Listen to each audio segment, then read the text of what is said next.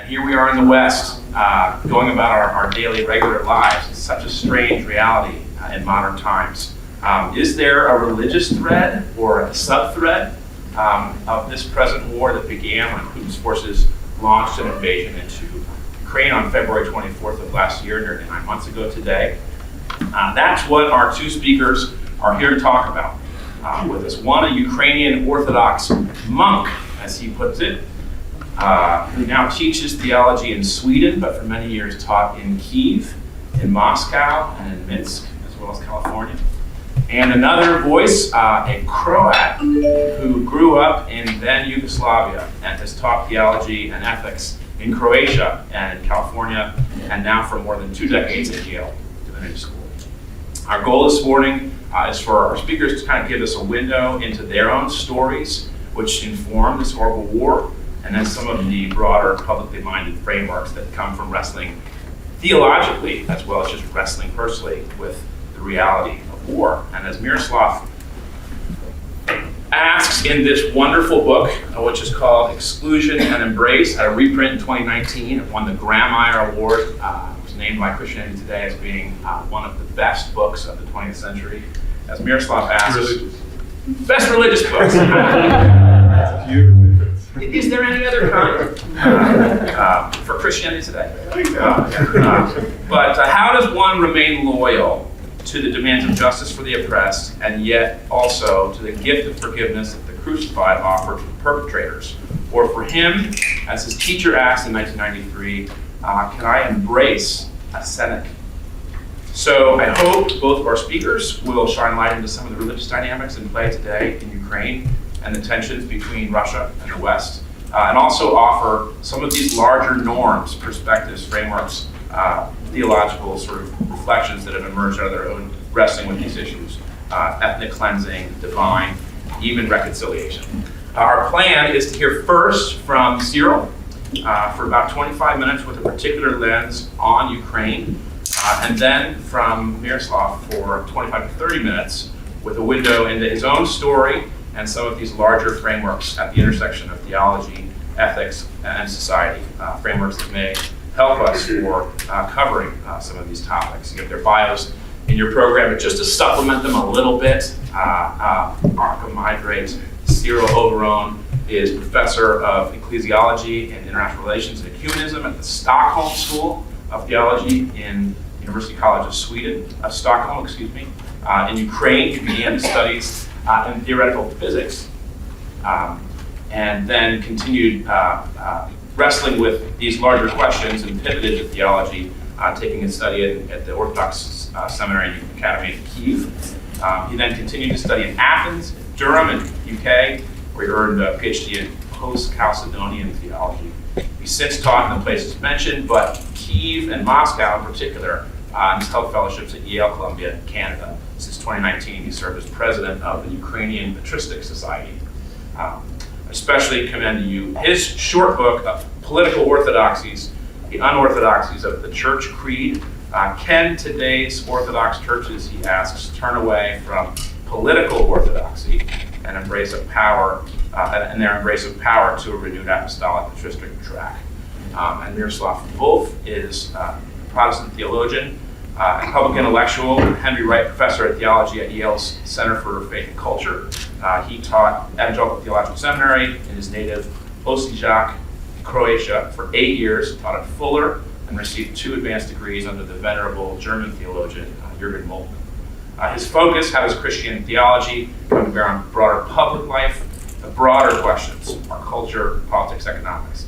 He served as an advisor to Obama's faith-based office for several years, taught a course at Yale on globalization with former Prime Minister Tony Blair, and like some of you, he's a frequent commentator on CNN and NPR and Al Jazeera. He's published books on forgiveness, the Trinity, grace, reconciliation, and how Christians can and should respond to and interact with Muslim believers. So with that, we're going to start with Cyril. Thank you so much for coming. What's going on in Ukraine, and how can we better understand it? Well, thank you. Thank you for having me here with you in this beautiful place. And let me try to explain some things. Especially, I'd like to focus on explaining the rationale of this war, which seems to be the most difficult part of it, to make sense of it, if there is any sense in this war. And I think this difficulty exists on both sides of the war. In the West, people really struggle to understand what is the point of this war, why Putin started it in the beginning. Is there any sense? Because it goes against any kind of pragmatism, any kind of his own interests of his country. When he will lose this war, Russia will be completely different and not something that Putin wanted it to be. So it's going to be really a disaster for his country. So why he started it in the first place? That's the question that people face in the West. I'm afraid that the same kind of questions Putin asks himself. Why did he start this war? Of course, there are no public deliberations on why he started this war. But what we can guess from his statements, from his explanation, his lectures actually, because he likes lecturing. Like he started lecturing just on the eve of the war and continues doing so in history and other matters. So in his lectures, in his public speeches, in his press conferences, he tries, we can see it, he tries to make sense of this war for himself. And he's not quite successful, it seems. This has resulted into an interesting phenomenon, which I could describe as a kind of political theology of Putinism. Out of these attempts, a sort of political theology emerged, which is really peculiar, and I'd like to address this kind of political theology.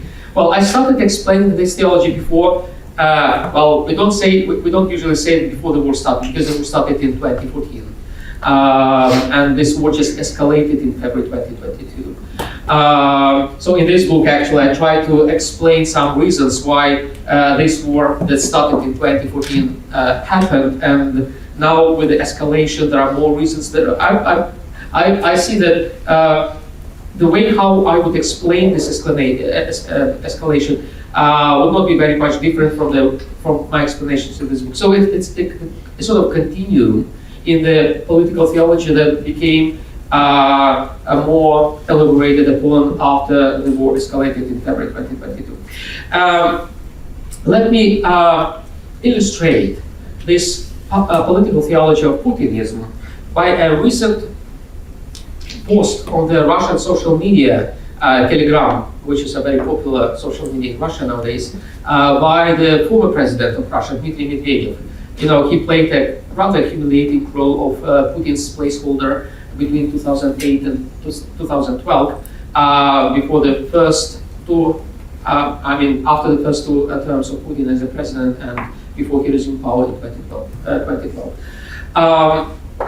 At that time, he was considered to be a liberal guy. He was a friend of Steve Jobs, and he went to Silicon Valley, had selfies with the guys there. He really enjoyed himself, being a geek, and unlike, for example, he's very similar to he looks like Winnie the Pooh. But unlike Xi Jinping, we just discussed it, Xi Jinping, he really enjoyed this to be compared with Winnie the Pooh. He had fun. He was kind of a different kind of personality from Putin, who was really, hiding himself behind the walls. And then he became a completely different personality, so it seems. And he started publishing on the social media the posts which demonstrate a completely different standpoint somehow, and at the same time they look like crazy texts. At the same time, they're quite revealing in what is really going on behind the Kremlin walls. So I translated this post into English from Russian, and it's really important, I think, to understand the political theology of Putinism. So Medvedev started by asking himself a question: what are we fighting for? And his answer is: Russia is a huge and rich country. We do not need foreign territories. We have everything in abundance. But there is our land, which is sacred to us, on which our ancestors lived and on which our people live today, which we will not give to anyone. We protect our people. We are fighting for all our people, for our land, for our 1,000 years history. Essentially, he explains the rationale, the kind of official rationale of the Russian political establishment for this war, that it's not really an aggressive war, it's not really a war, it's just an attempt to retake what belonged to Russia historically and which has to belong to Russia. And it's essentially, it's their land, the Russian land, which is Ukraine, that is their people, which are Ukrainian, who are Ukrainians, and that's their kind of peace course. Also, he refers to history, which is important because Putin seems to be obsessed with history. His long lectures are mostly on history, and he's obsessed about history in a quite a neophytic way, I would say, as a novice kind of historian, not really a professional historian. And he seems to be really fascinated. He's deep into the history, but it's a kind of history which is not academic, which is more like creating a new founding myth for Russia. As you know, every country, every nation needs a founding myth for itself. Russia had its founding myths. They go back like to the early modernity, to the, for example, a monk named Philofey from Pskov who introduced this idea of Moscow as the third Rome, which was a sort of kind of early founding myth for Russia. Then it continued in the period of Enlightenment in the early 19th century when Karamzin produced his own history, like in many volumes. He was a professional historian, but also he created a founding myth for Russia. So what Putin tries to do is to create a new founding myth for Russia in the situation after the collapse of the Soviet Union. And he tries to do it kind of by combining historical facts and some ideological games. Medvedev is not like that.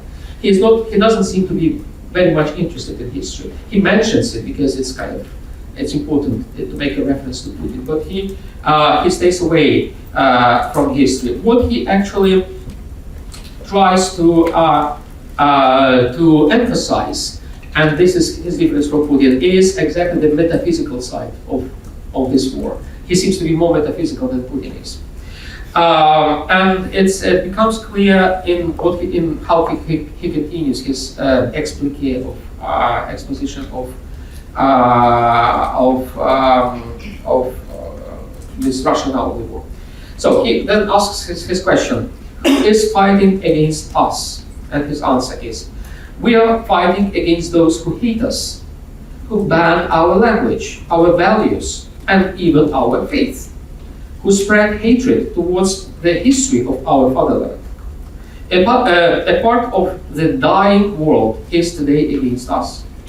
This is a bunch of crazy Nazi junkies, folks drugged and intimidated by them, meaning the Ukrainian people.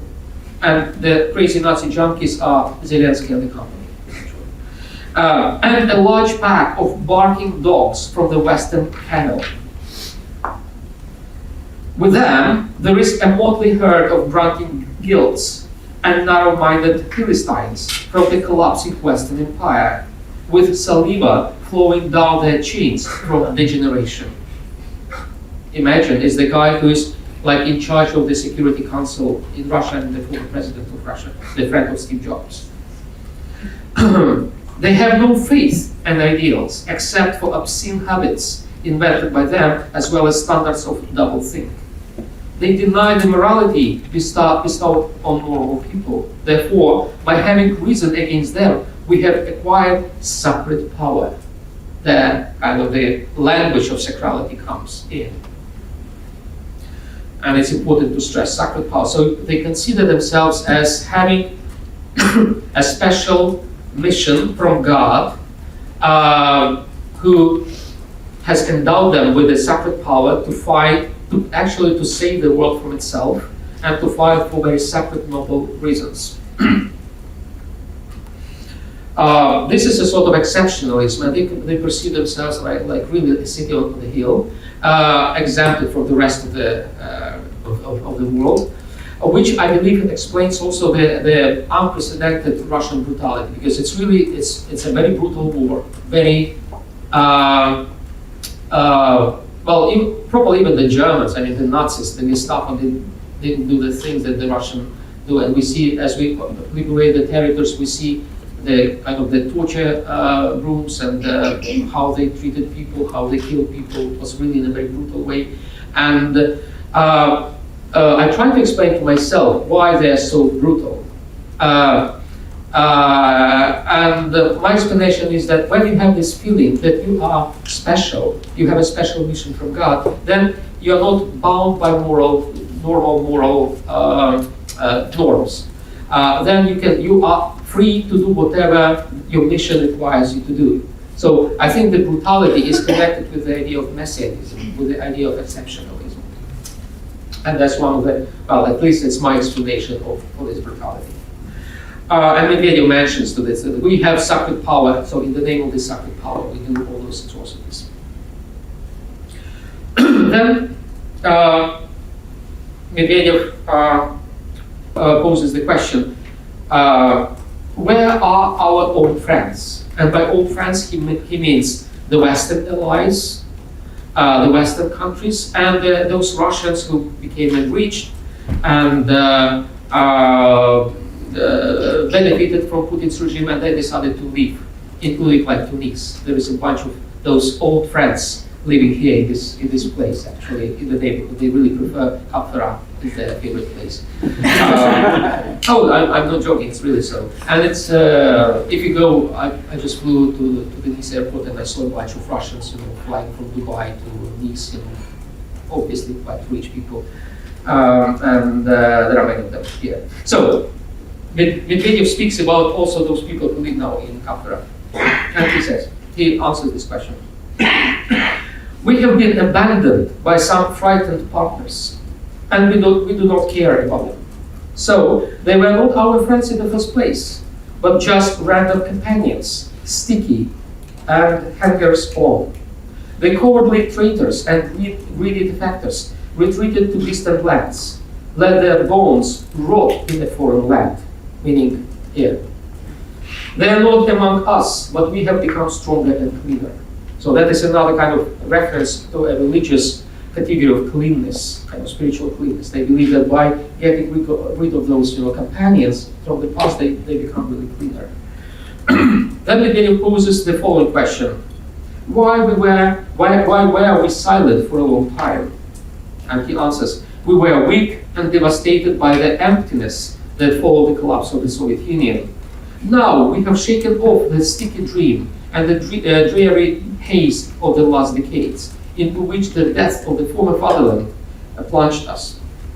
Other countries are awaiting our awakening. They have been raped by the masters of darkness, slave traders and oppressors who dream of their monstrous colonial past and yearn to maintain their power over the world. Many countries do not believe their nonsense anymore, and he means the global south and the allies of Russia who are still there.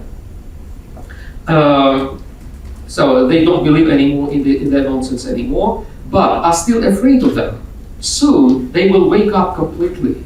Then, when the rotten world order collapses, it will bury all its arrogant priests, bloodthirsty adepts, mocking servants, and dumb traitors under a multi-ton pile of the debris. In this point, Medvedev's prose sounds almost like Tolkien's. Like Tolkien, Medvedev prefers naming the existential ego by exotic names, while answering the question, what is our weapon? And he answers, weapons are different. We have the opportunity to send all enemies to the fiery Gehenna. Well, and here he means apparently to the nuclear weapons. But this is not our task, he reassures. We listen to the words of the Creator in our hearts and obey them. These words give us a sacred purpose. Another important reference. The goal is to stop the supreme lord of hell, whatever name he uses, Satan, Lucifer, or Iblis. Well, here he apparently refers to the Muslim demonology, where Iblis is a kind of a chief of demons, like an alternative to Shaitan, and different from Shaitan, but he's still he plays a special role, a central place has a central place in the Muslim demonology. And by this, Medvedev apparently wants to actually appeal to both Christian theology and Muslim theology. He tries actually to bridge them and to recruit them for his cause on the basis of theological concepts. In this point, Medvedev concurs with Putin's recent rhetorics of desatanization of Ukraine. This rhetoric has made a long journey from denazification to desatanization, so kind of an evolution of rhetoric. And it seems that Medvedev likes this idea of desatanization. He really dwells on it. So he dwells more on the theological concepts than on the historical concepts, in contrast to Putin, who prefers history. And he just bypassing mentions the desatanization. Some people believe Medvedev writes these posts when he gets drunk. I would not exclude such possibility, given that there is really a pandemic of the Russian disease in the Kremlin nowadays. They report that an increasing number of people in the Kremlin just really get drunk in the morning, as early as in the morning. Yes, there is a kind of, it's a very interesting indication how they cope, with the stress of the war. They just get drunk, the usual Russian thing. Yet I believe it's more than just drunkenness of Medvedev. It's a sort of theology, political theology, which serves the purposes of populism. He appeals to the popular concepts, and he essentially develops a sort of what can be called a religious populism. Actually, I should say that I know a bit Medvedev's family, how it works. He has a nice wife, Svetlana Medvedeva, who seems to be quite a devoted Orthodox Christian, actually. She's a part of a group of ladies, very influential ladies in the Russian political lobby, who, for example, in 2009 helped Patriarch Kirill to be elected as the Patriarch. She was pretty much behind this. And it happened under Medvedev, and I would say that if there were Putin in that period of time, probably Kirill would not be elected.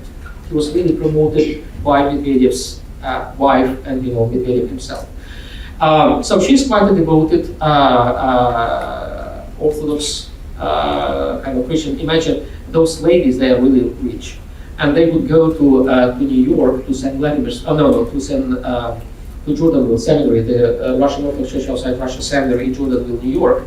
They would fly to the exams on their private jets, to that seminary. So this kind of devotion, and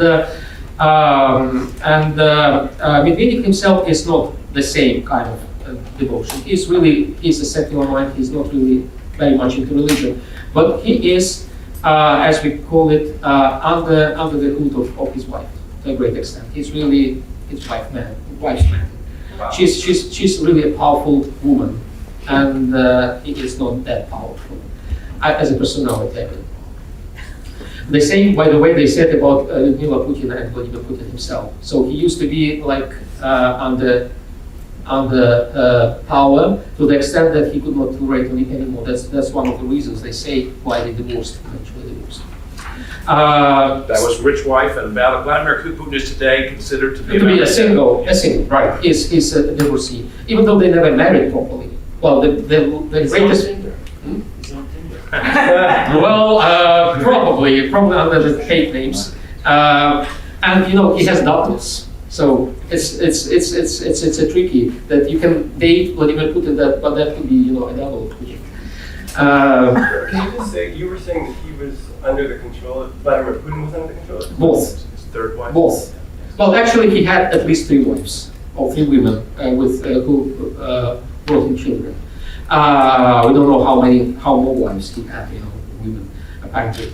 And of course this is one of the main protectors of the traditional family values in the world, which is usually the kind of the rule. But Medvedev is quite devoted to his family, I believe, and Svetlana Medvedeva I think still exercises a good deal of influence upon him, and I think his sort of religiosity comes from her. That's my point. It was not his kind of religiosity, kind of natural religiosity. It comes from his wife, and Of course, this sort of religiosity is very distorted. It's a very eclectic, so he picks some ideas from here and there, including from his wife, and then he combines those ideas into these sort of messages that he then propels to the Russian public.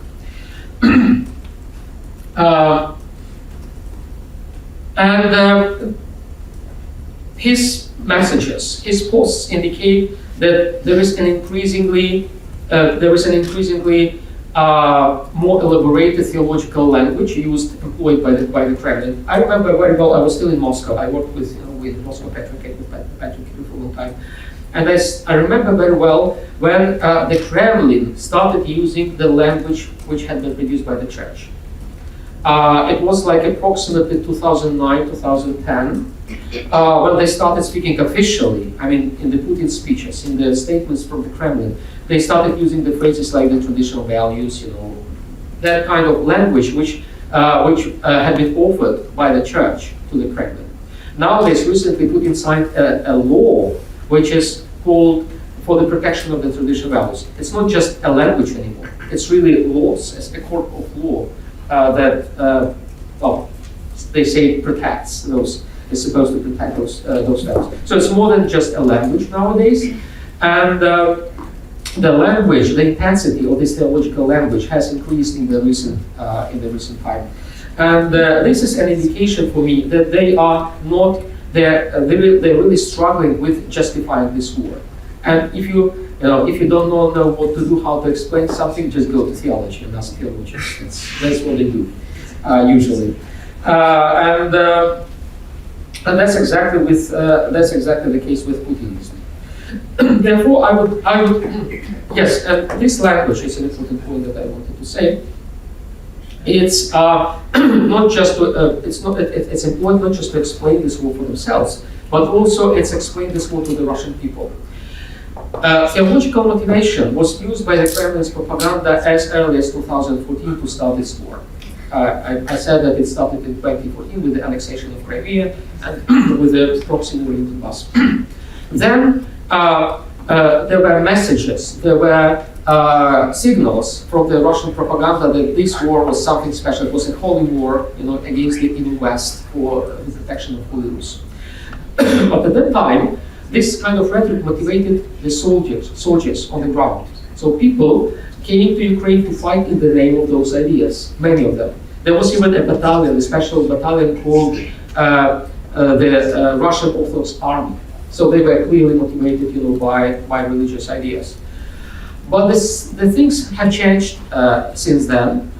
Nowadays, most soldiers are motivated to fight economically because they have mortgages, they have debts, they have credits in the banks, and essentially to repay those credits, they come to fight. That is the commonest motivation for the majority of the soldiers. But it's not. This motivation cannot work for the people behind them in the Russian mainland and heartland. So people in the heartland, because they face economic difficulties increasingly, they really get impoverished, and they need different sorts of motives, different sorts of explanations why they need to suffer. They don't gain money. They gain money only if their relatives are killed in Ukraine, and they receive like this old Russian Lada car. That's usually the equivalent of compensation for the killed members of the family. So they get from the state a car produced in Tariaki called Lada, and actually they had plans for this year, this factory, to produce 300,000 cars. And it was a joke that probably that was the estimation of the losses, of the Russian losses in the war. So people really face difficulties, economical difficulties in mainland, in heartland Russia, and they need an explanation. And that is a sort of explanation, the theological explanation, which is propelled to them in order to convince them to continue supporting this war. So in 2014, the theological motivation worked mostly for the soldiers on the field, in the fields. In Ukraine nowadays, this motivation doesn't work for them. They are not very much interested. But it works very well for their families back in Russia. That's why it's a sort of, what Medvedev says, it's a sort of religious populism exactly to address, to convince people to continue supporting this war. And that is also a very important point, because even after Putin is gone, and I wish he's gone as soon as possible, Putinism will stay with the people in Russia. So this is really a major problem. If we want to achieve a sustainable peace in Ukraine, so that the Russian people would not elect after Putin another Putin, and then another Putin, if they will want, in order to avoid them supporting another escalation of war after Putin, we need to address this kind of Putinism, populism, which is popular among them. It has infected really their souls. It has corrupted their souls some, I would say. And it needs to be dealt with, this Putinism of the Russian psyche, this mysterious Russian psyche, famous Russian soul, which is now really a Putinist soul. And it needs, I believe, it needs to be dealt with theologically. Let me conclude with this. There are many similarities, I believe, between Putinism and the ideologies that clashed in the interwar period, and which the French philosopher Raymond Aron called religion séculière. In his article, L'avenir de religion séculière, The Future of Secular Religions, published in 1944, he argued that both communism and Nazism, and I quote him, reproduce certain distinctive characteristics of ancient dogmas. They too offer a global interpretation of the world, end quote. Yet there is also a difference between communism and Nazism on the one hand, and the religion séculière of Putinism. Putinism is a sort of religion séculière. The former, I mean, communism and Nazism, were deconstructed on the basis of secular ideas. By the way, this deconstruction work after World War II, I think contributed somehow, was the by-side effect of this deconstruction work, it contributed to the rise of secularism in Europe. Well, because Nazism and communism were deconstructed kind of on secular premises. And Putinism, in contrast to them, can be hardly reconstructed on the basis of secular ideas. It can and should be tackled theologically on the basis of the same traditions that it distorts, and I mean, in this case, the Orthodox Christianity. In this point, I would both agree and disagree with Hannah Arendt. She criticized Aron for applying to the anti-human ideologies the term religion, even if this religion is secular. She argued that the very nature of Christianity is to be apolitical, and I quote Hannah Arendt. The freedom which Christianity brought into the world was a freedom from politics. Probably you would also disagree that Christianity, and indeed any religion, could be apolitical in the real world. I would agree, however, that in the case of Stalinism, Hitlerism, and Putinism, we are facing a distorted version of religion. I believe we need to concentrate on correcting that. If we paraphrase Isaiah Berlin, who spoke, his famous book is the Crooked Timber of Humanity, we should deal with the crooked timber of politicized religion. And that's something that we need to do together. Thank you. That's great, and let's turn to Miroslav Volf, who has wrestled with a lot of these very same themes. Thank you, Cyril, for the insight into kind of bastardized theology of, what do we call it? Call it theology? I don't know. But it is, unfortunately, and some of the points that I want to make is a kind of a twisting of religious landscape that is used to motivate wars. So first, let me just give you a sense of how I'm approaching this, my topic. I'm kind of religious thinker interested in the role of religion in public life. That interest was generated when I was growing up in former Yugoslavia. As a religious person, I was the only openly professing Christian kid in my entire high school, which was kind of I was a phenomenon.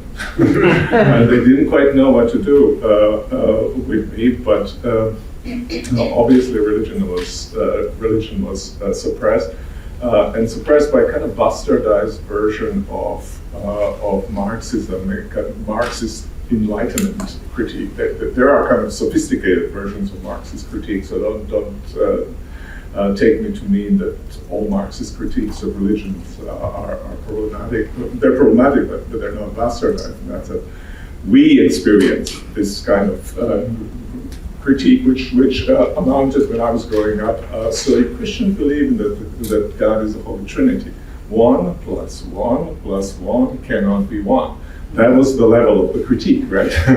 Which, okay, for those who know anything about tradition, obviously see that it's rather unpersuasive.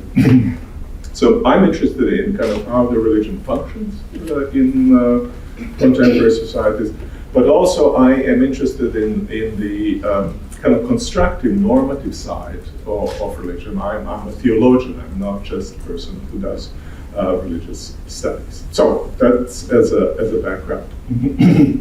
Now, in the wake of the breakup of Yugoslavia, what we experienced was kind of religiously motivated reassertions of ethnic identities.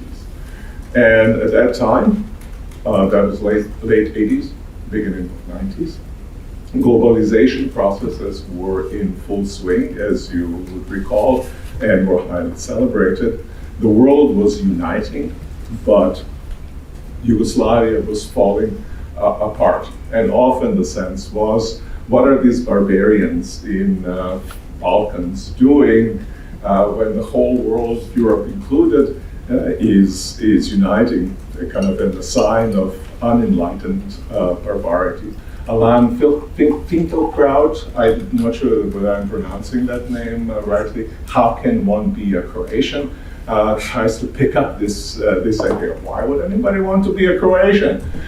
You name any other ethnic group in that context. Now, certainly, identity, I would say, is not barbarity, but can lead to it. And we have seen that in many domains, including former Yugoslavia. Joss has mentioned my book, Exclusion and Embrace, and the book arose out of deep tension that I felt during the war between my own commitment to non-violence. I take seriously the commandment of Jesus that one should love one's enemy. Indeed, I think that if one were to erase the notion of the love of enemy, one would unchristian Christianity. That's a pretty strong statement. But how does one fit that commitment to the commitment to justice at the same time that when 1/3 of your country has been occupied and you are trying somehow to survive this, not just with, you're trying to struggle for the good of the people who have suffered. How does one, which was also my question, how does one and what does one do to prevent the enemy from occupying one's own soul after occupying the territory? How does one prevent being made into the image of the very violence that's perpetrated against one? That was for me existentially one of the most fundamental questions, but that existential question has very important intellectual challenges. How does one think relationship between religion and contemporary world? How do I live as a religious person in that world, and how do I contribute as a religious person to a vision of the world that is hospitable to all people? Now, like in former Yugoslavia, in today's identitarian movements, religion is playing a very significant role. It's not certainly sole role, maybe not a dominant role. When I was teaching this class on religion and globalization, I had a mantra for my students. The mantra was, all monocausal explanations are suspect. I kept repeating that over and over so that after the class finished, after the semester finished, students created a T-shirt which we all wear. All monocausal relations are suspect, but nonetheless, religion played a significant role, and I think Cyril has described also the way, partly the way in which it played. To me, it was interesting because religion became reduced to the marker of identity.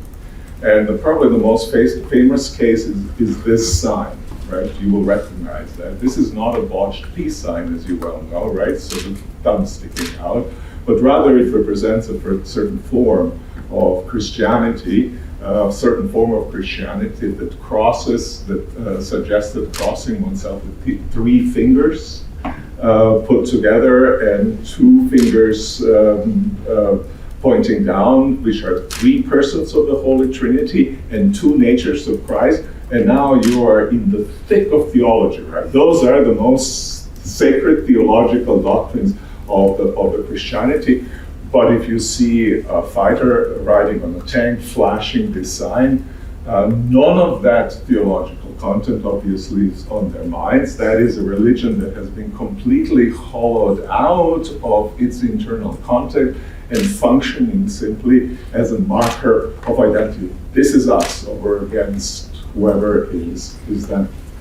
You know, in the other way in which religion has functioned is a kind of, and you can see that in the presentation, Medvedev's post is kind of sacralizing political power, and in that sense kind of legitimizing it in two ways, functions in this way. And it's interesting what happens to religious traditions, and Buddhism might be a very interesting case. The way, excuse me, the way Buddhism functioned in Sri Lanka, for instance, war of Sri Lanka, or the way in which Buddhism functions in today's Myanmar. You have also this kind of inner hollowing of Buddhist teaching, so as for it to become a simple marker of identity and differentiation and justification of political power. Now today's, I think, identitarian movements, just like in former, just like in the struggles in former Yugoslavia, share, I think, three important features. And that is primacy of ethnocultural identity over shared humanity. The stress on hard and pure, and in certain regard at least, pure identities, the kind of logic of purity has been mentioned already, has functioned that way in former Yugoslavia. Ethnic cleansing is nothing but enactment of the logic of certain kind of purity. So first, primacy of ethnocultural identity over shared humanity. Two, a stress on these pure identities. And third, legitimacy of violence for protection of group identities. Now, when one takes kind of the normative accounts of Christianity, you might very clearly, easily see that they're on all three of these points, they kind of cross the major convictions of those faiths, of Christian faith. And maybe, to me, a very good example of how contrary identitarian philosophies are to the classical Christian tradition is work of Alain de Benoit. Again, I'm butchering probably the name, but if you read his book Paganism and the Critique of Monotheist Religions, particularly Christianity, then you'll see that it revolves around the question of kind of limited ethnic identity, that it revolves around the question of violence and builds on this kind of ancient pagan and formulating a neo-pagan alternative to the Christian tradition, Jewish and Christian tradition. Affirms the primacy, Christian tradition affirms the primacy of shared humanity over ethnocultural identities, requires construction of complex, dynamic identities, and certainly rejects deployment of violence in defense of group identities. And it's very interesting, there's a long Christian tradition of thinking about just war. But just war was never construed and cannot be construed as a defense of group identity. If it's constructed, it must be constructed as a defense of lives of people and not of identity. And that's a very different, I think, proposition. Let me shift now in my presentation a bit from a kind of description and maybe a critique of deployment of religion in ethno-cultural struggles to what I feel that lies often behind those, as I see it lurking behind the identitarian struggles of today, is a deep and sometimes unacknowledged disquietude of living in times that are out of joint. I think that our world, our current age, seems to be dying, but another one hasn't been sufficiently formed to be born. We are in a rupture. I mean, we as humanity today. Rupture is in us, and in some ways, rupture is us. And the great challenge of our times, which is both deeply existential, personal, and also global, is what do we do while living in this gap? What do we do while living in this rupture? And I want to kind of encourage you to think in those terms by taking up a notion of a metaphor of the world. What kind of metaphor of the world do we need for the new world to be born?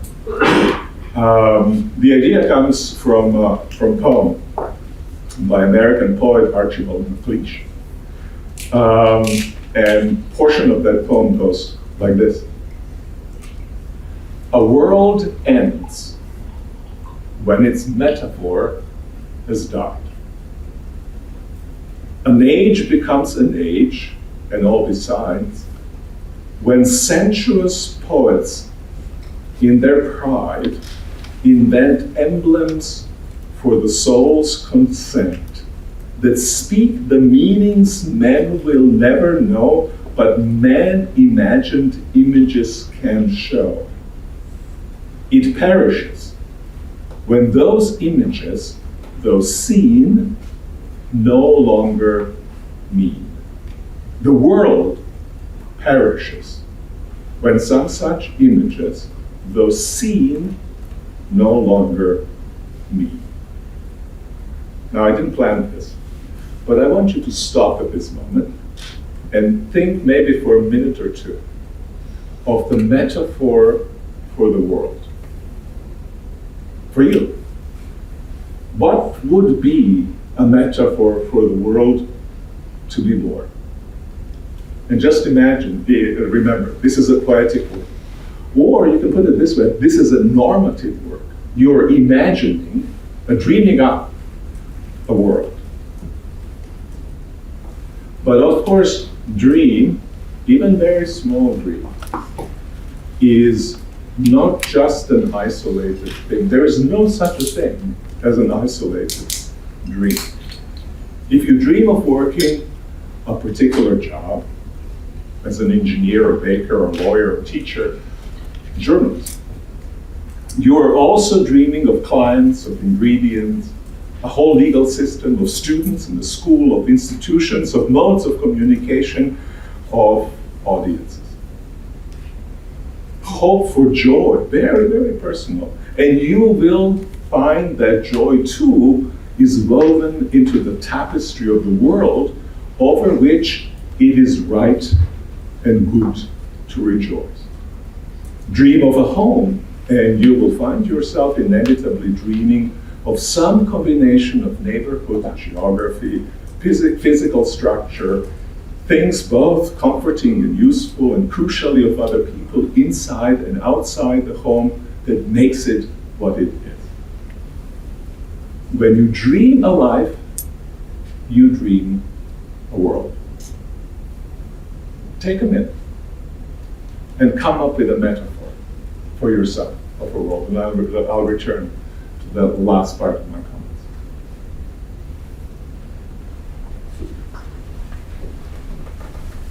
Am I making you uncomfortable? Can you give us an example of what you mean by making a metaphor?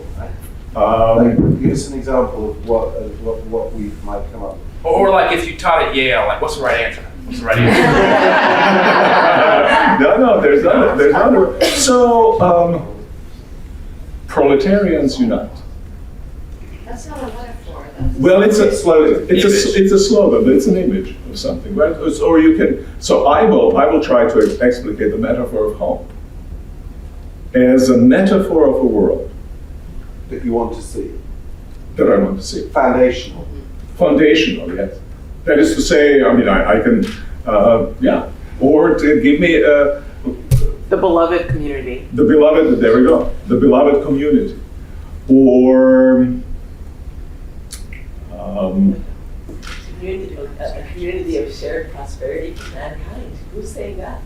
China. So, That's their metaphor. and there we go. So let's step back and this is an excellent exercise. What do you imagine? On what grounds might you imagine? What does it express about your life in relation to the life of the whole? I suppose my intuition is that without us having such a thing, we cannot have a world together. And one of the great problems of our times is precisely that our dreams have been so incredibly fragmented. Time of petty dreams that we live in. Even some of those great dreams seem to me quite petty in terms of where they might take us and what they might entail. As you think about it, it's advertising. Advertising. Life Worth Living is the title of the book. That these are advanced, uncorrected proofs, and are not for sale yet. But it's a course that I've been teaching for about 9 years at Yale to undergrads, primarily. Quite a few students take it. One of the most popular humanities course at Yale. And the fundamental question that we are asking in that course is, what is worth wanting? Not what do you want, and how do you achieve that what you want. Not even what do you really want, because sometimes we want things and we realize in the process of wanting them that this is not what we really want, and so we adjust those expectations. But a normative question, what is worth wanting? And I think that idea of what is worth wanting, especially if you think of it that individual things that you might want are tied to a vision of the world, that I think is a question that we need to pursue, that we need to have clarity. And obviously many of us will have very different answers to this question. We live in a pluralistic world, and the course that we teach is also a pluralistic course in that sense, that there are multiple ways in which traditions answer that question. But the problem that we find ourselves in my judgment, estimation, is that we have unlearned to ask that very question. That is to say, the university education, as I experience it, is about how do you get from point A to point B. That point A can be whatever it is, and that point B can be also whatever it is. And this is absolutely extraordinary and stunning accomplishments at the level educational and other levels. There are kind of techniques that we have mastered and mastered really well, impressively and deeply, and fantastically. But at the same time, what we don't know exactly is what that point B should be. Compared to the course, I don't talk about any of this, but since you asked that question, triggered all this stuff. So compared to, for instance, at Stanford, a very famous course that you probably know is Design Your Life. And it's a kind of masterfully designed course itself. But if you read the book, you're a bestseller. If you read the book, then you'll see that about 3.5 pages are devoted to what I've described here as B. That is to say, the end goal toward which you are designing anything. How do you discern that? The entirety of the book is from how do you get from A to point B. my fundamental question, and I think our humanity's fundamental question is, what kind of being is worth achieving? Because right now we are capable of achieving a great deal of things, but we are not reflecting on actually what's worth achieving and why. And that's a normative question.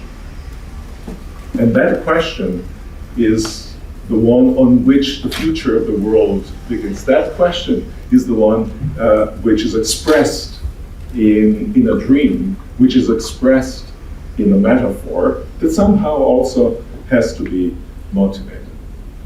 Now, I've taken your time away from dreaming that for coming up with a metaphor, relieved you of that task, but nonetheless, I want to invite you to think, and maybe I should say a few words about home, and then I'll go from there. I think one of the metaphors that I found extremely useful for myself over the past 5 years or so is a home metaphor of home, the world as a home, both as a material and social and very personal space. That's what actually, in some ways, home is.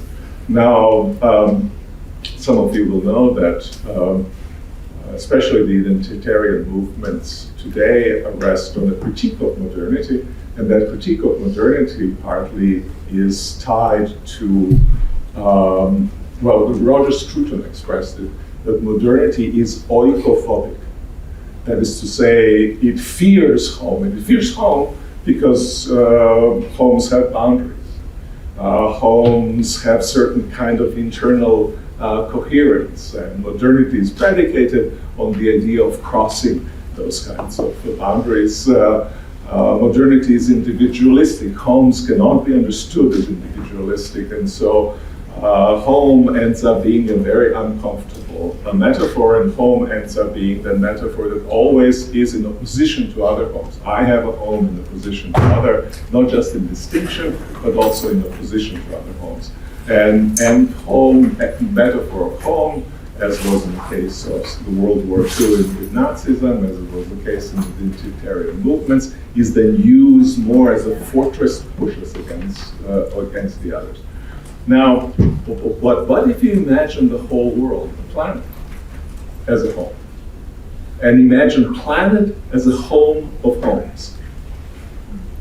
And then try to integrate the personal, social, and the material dimensions, which I think are essential for the home of being home. And I think I draw that metaphor from the long tradition of biblical, arc of biblical story, which is construed around home. Exodus, the book of Exodus, some of you will know, is one of the most fundamental political documents of Western tradition. But Exodus, liberation of children of Israel from slavery in Egypt, is the telos, is a certain kind of home. And the biblical traditions also end in the book of Revelation with a vision of the New Jerusalem, which is a home of God coming to be among mortals and inhabited by peoples, which is to say a pluralistic kind of vision of a home. And from there, I draw the notion of world as a home of homes. I think we can integrate into that image ecological concerns for the health of the entirety of the planet, political concerns for the managing of the moods of that planet, and very personal concern. Final comment, one of the issues with modernity, one of the issues of our time is what sociologist Hartmut Rosa has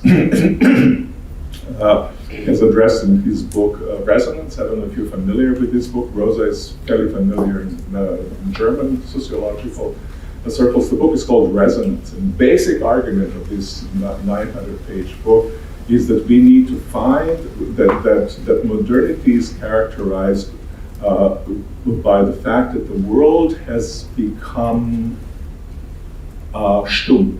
World does not speak to us anymore.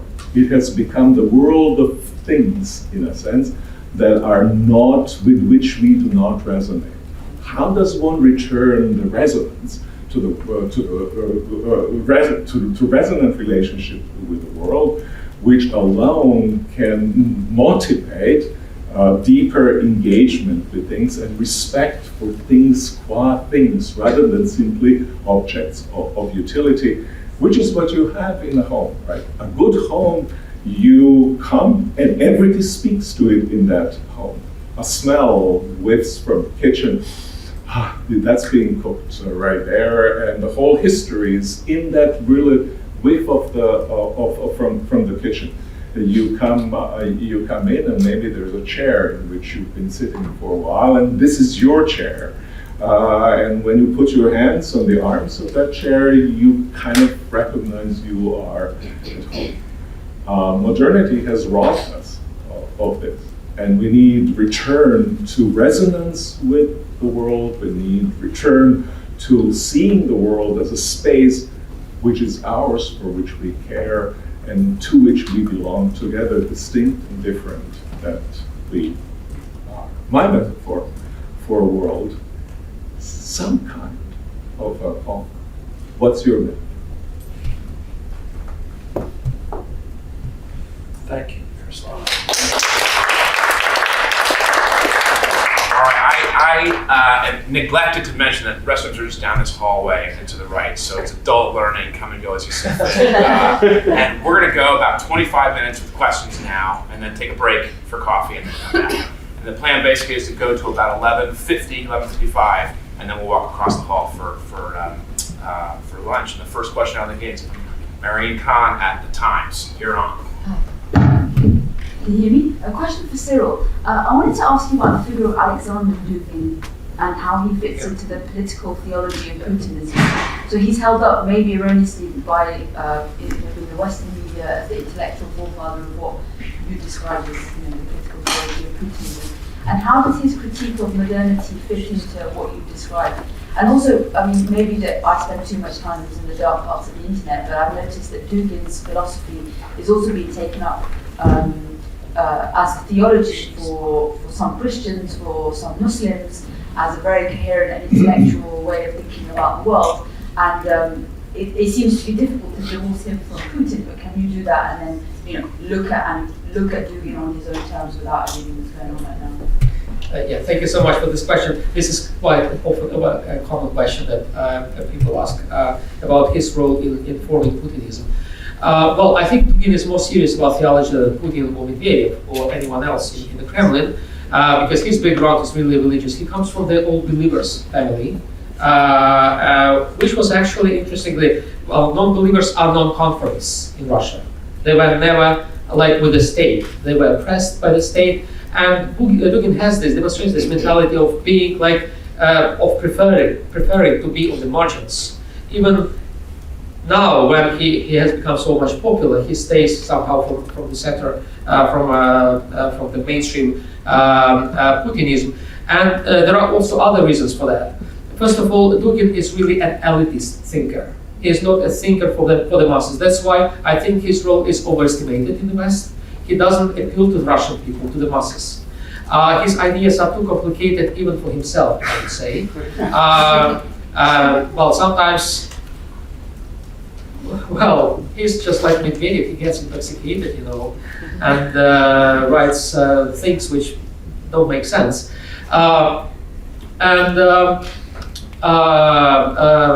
That's why his role is really marginal in today's Russia, but after the murder of his daughter, he was propelled as a new hero, in the pantheon of Putin's kind of heroes.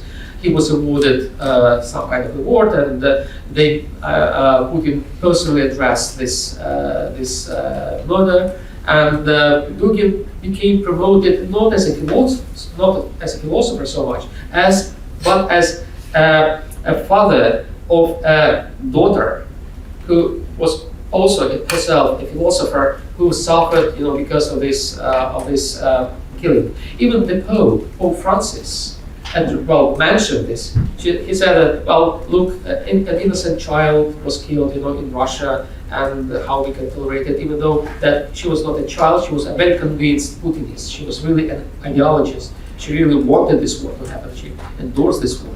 But in the perception about the public image, the popular image that the Russian propaganda now projects is there is an innocent child and this kind of father who suffers the loss of his child and look, admire them. That is his role nowadays, not as a thinker, but as a father who actually tries to capitalize quite obviously on the death of his daughter. In the speech that he gave during the funeral, it was like a speech of a propagandist, not a mourning father, but a person who really, look, we will now revenge, we will do it. It's an opportunity, he said, it's an opportunity for us to promote our ideas, what we believe, what we stand for. That will be his role nowadays, not so much as a thinker. So he is a thinker more in the West, but not in Russia. And I neglected to mention, sorry, that if you want to pop your table card up, if you've got a question on how to cause, Tunku Raj is up with the Wall Street Journal editorial board. Hi, thank you. This is a question for both of you, but it plays off a phrase that Miroslav used. You said that identity is not barbarity, but it can lead to it, or words, kindred words. What is the antidote? Although you ask us to be suspicious of monocausal explanations, but you also suggest that this happens, identity becomes barbarity when religion is merged with identity. Is there an antidote? If so, how do we stop identity bleeding into barbarity, becoming barbarity? And I'd love to hear from both of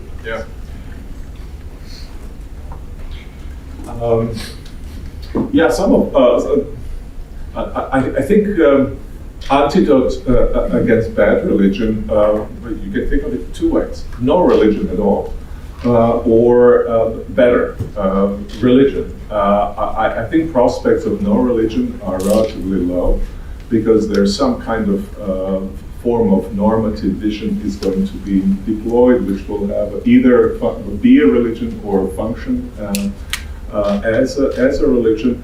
And my sense has always been that if we attended more to the great religious traditions, in my case it is Christian faith, but I can imagine other religious traditions as well,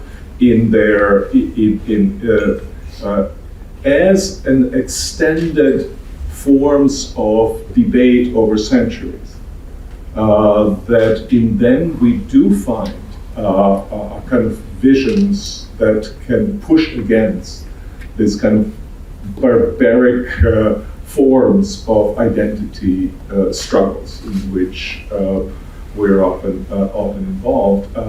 That would require dynamic conceptions of identity. That would require a certain relationship to violence and the deployment of violence. My sense is again that we've got to renew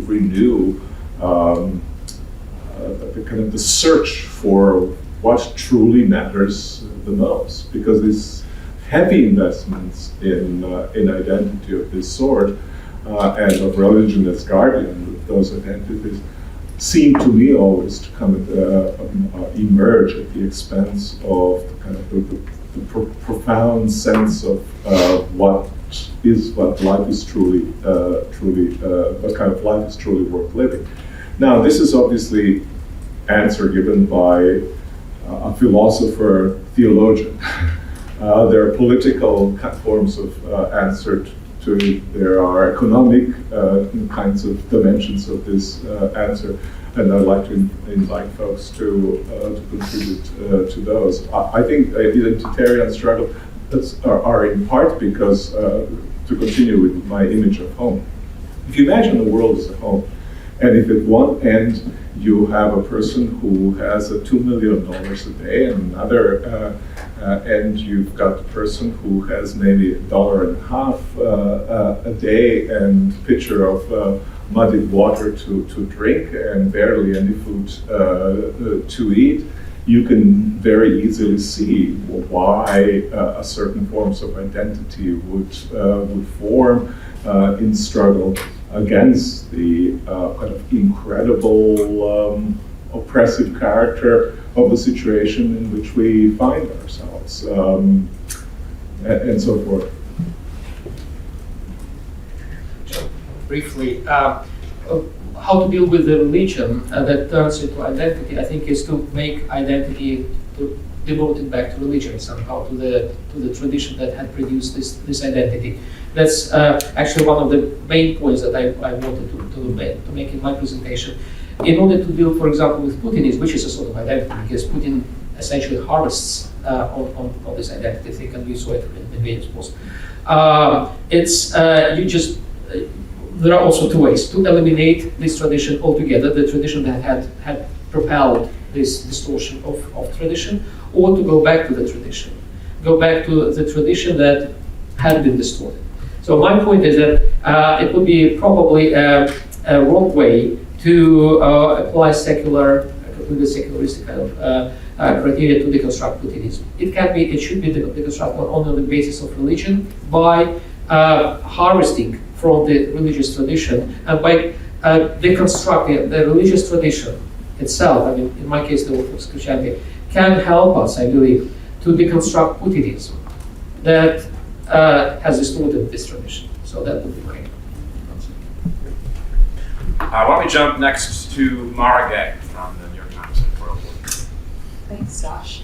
Miroslav, you talk, I think, quite convincingly about us living this time of this gap in between worlds, but I feel like we're all sitting here kind of in the shadow of, we're talking about Nazism, Stalinism, now Putinism, Trumpism.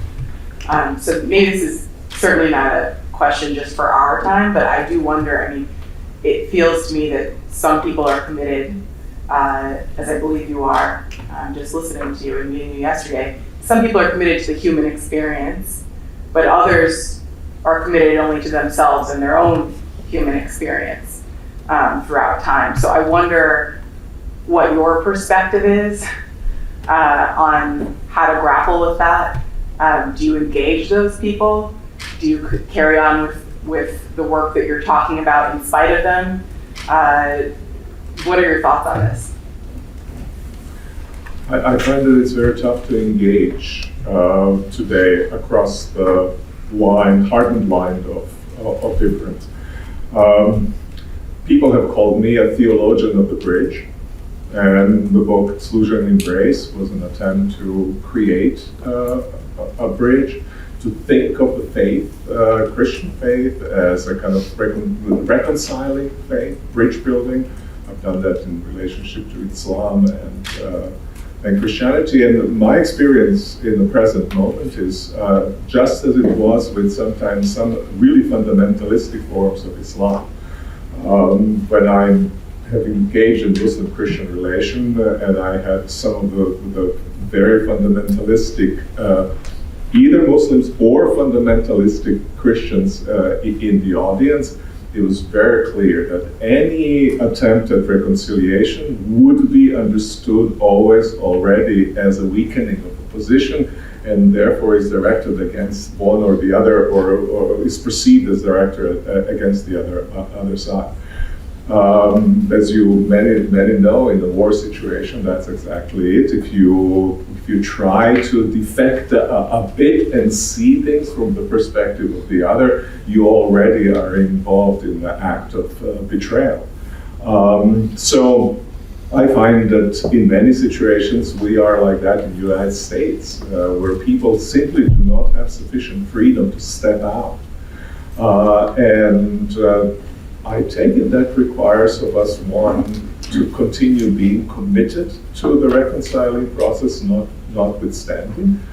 And I think it requires a community of those committed to that, to be engaged. I think in very real terms, the future of our world depends on our ability, notwithstanding the lines of difference, to live together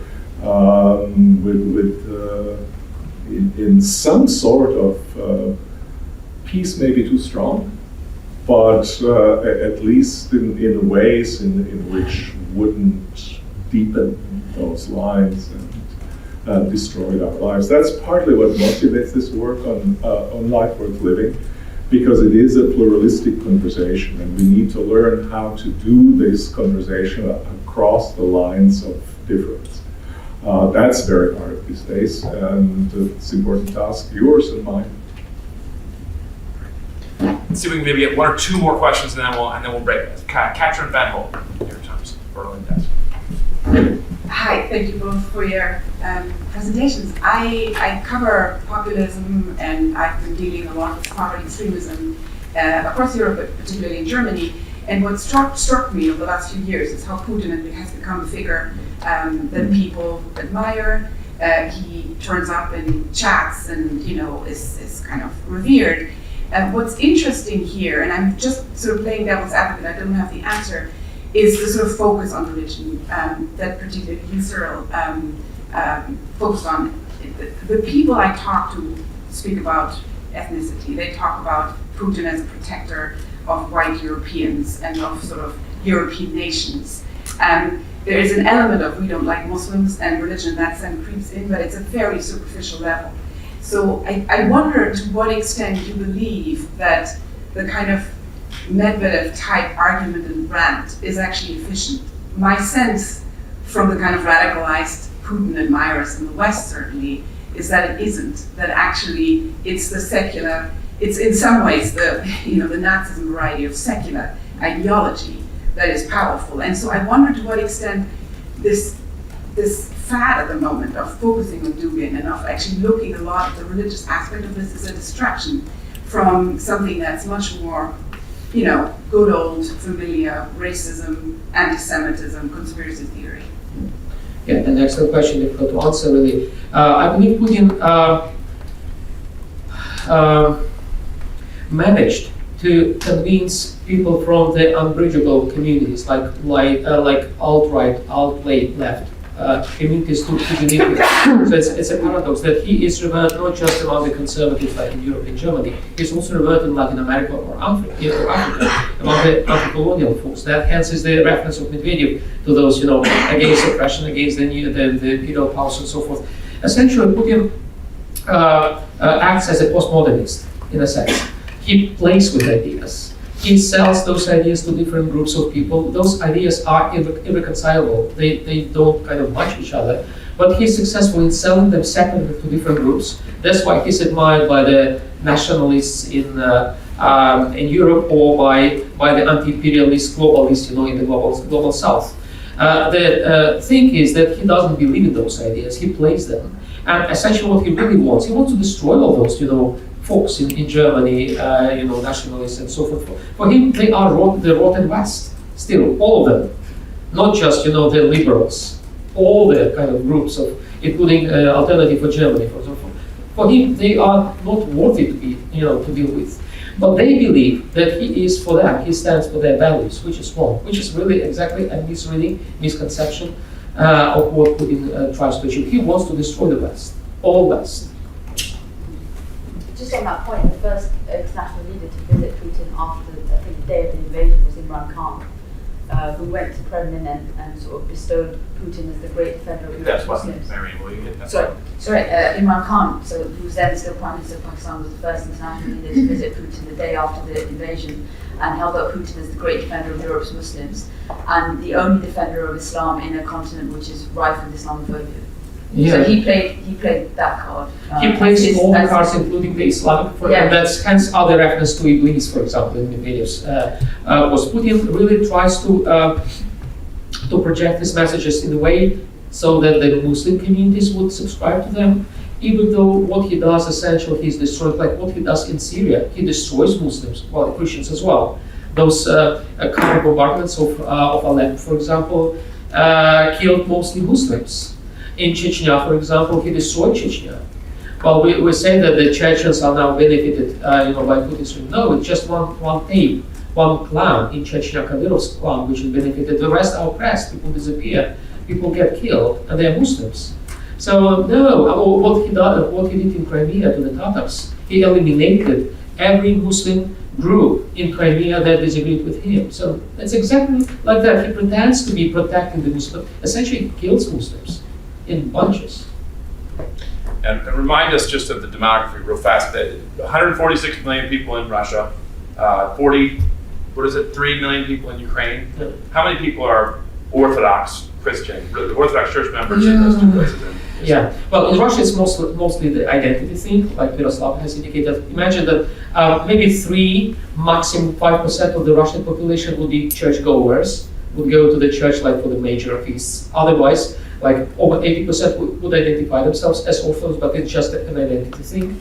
And that's why Putin essentially employs this identity theology much more than he employs theology per se.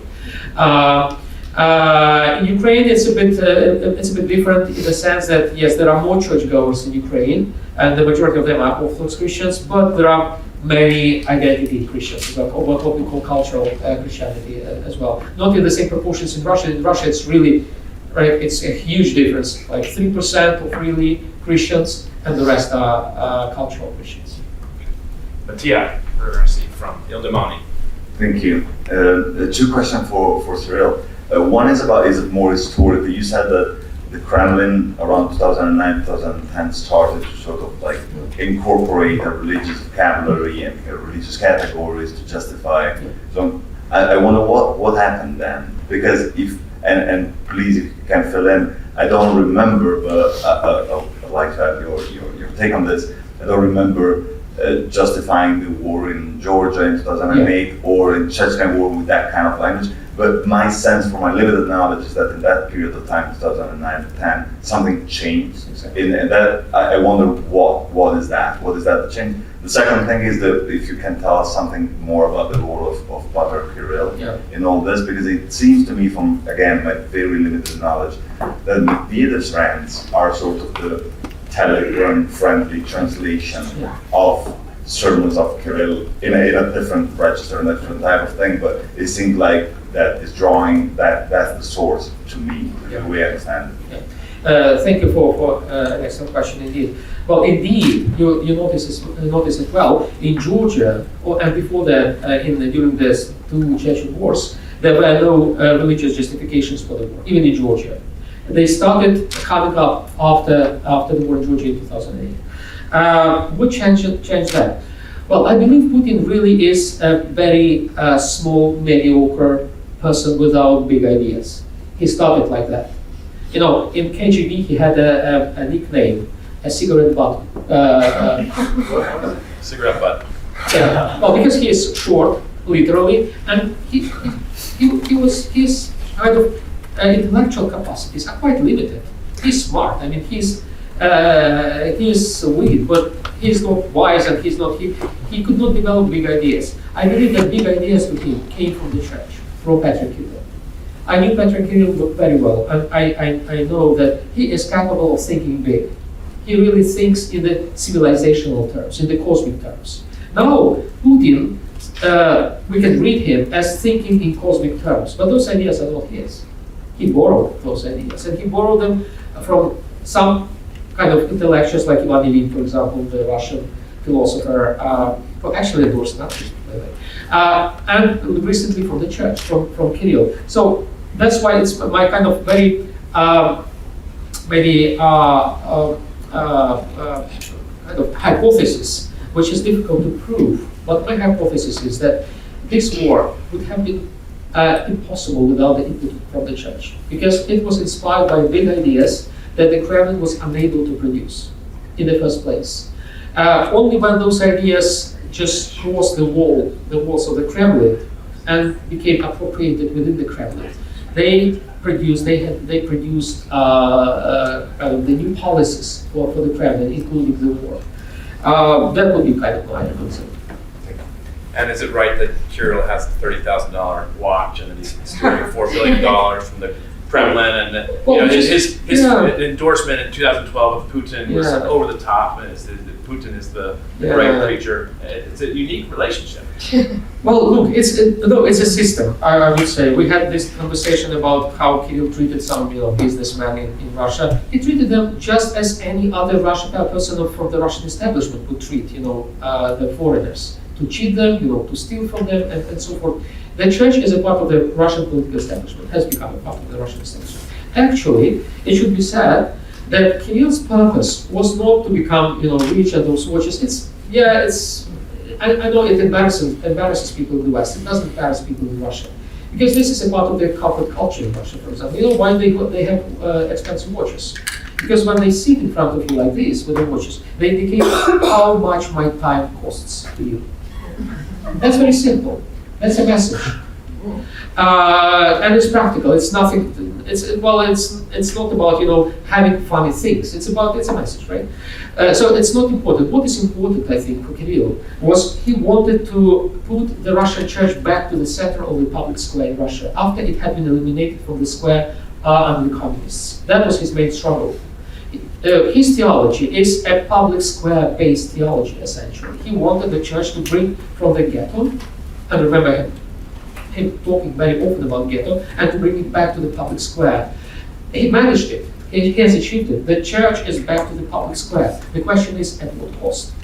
The cost is really is huge for the church in terms of reputation. While some people believe it has lost this church identity to an extent. It has ceased to be a church, actually. But it is in the center, and Kirill is just a part of this establishment. He's in the center of this public center. All right, well, if we can resume, feel free to make this second portion, especially because we just got caffeine, a little bit more interactive. We'll try to keep the basic structure, but if there's something that's burning and urgent, feel free to get in. We've got Rim Sarah, Tim Alberta, Rachel Donadio, and Shadi to start off. Rim Sarah, you are up first, if you're ready. I was born ready. Of course you can. Hi. Thank you for your brilliant, insightful presentations. I will be the boring academic, so if you excuse me. So I'm going to focus some remarks and question about the elements of language, which I find fascinating. Of course, I'm not going to compare my country, France, with other countries. It's not the point. But I think there is a common ground with the element of language that I notice in Russia when they talk about traditional values, right?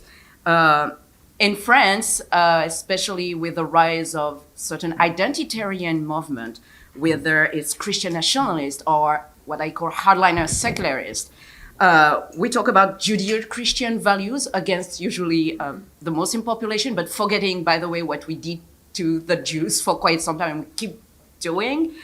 Or the Republican values, but against those who are perceived as a threat to whatever Republican values we're talking about. Impossible to define, but they're here. And I was wondering, that's what I believe, but I want to insight on it, about a sort of transnational movement of a form of radicalized secularism. In France, I talk about the weaponization of laïcité, which used to be just a liberal concept aimed at organizing the relation of state and religion. We have a history with religion, that's not the point, but we have been weaponized it for identitarian reasons. And as well, the right wing, which, and a certain part of the left as well, which use laïcité but against others. And it's not anymore a tool to separate church and state, but really a tool to target the visibility of religion, and even for some fringe to impose it as some sort of civil religion. So I was wondering, what do you make of it? What are the common grounds? And we all know, especially in the influence of Russia on the far right in Western Europe, it's the case in France, the influence, the reference as well, whether the element of language, the techniques, the maneuvers. So what are your insights about it? Thank you so much. I could start answering this question.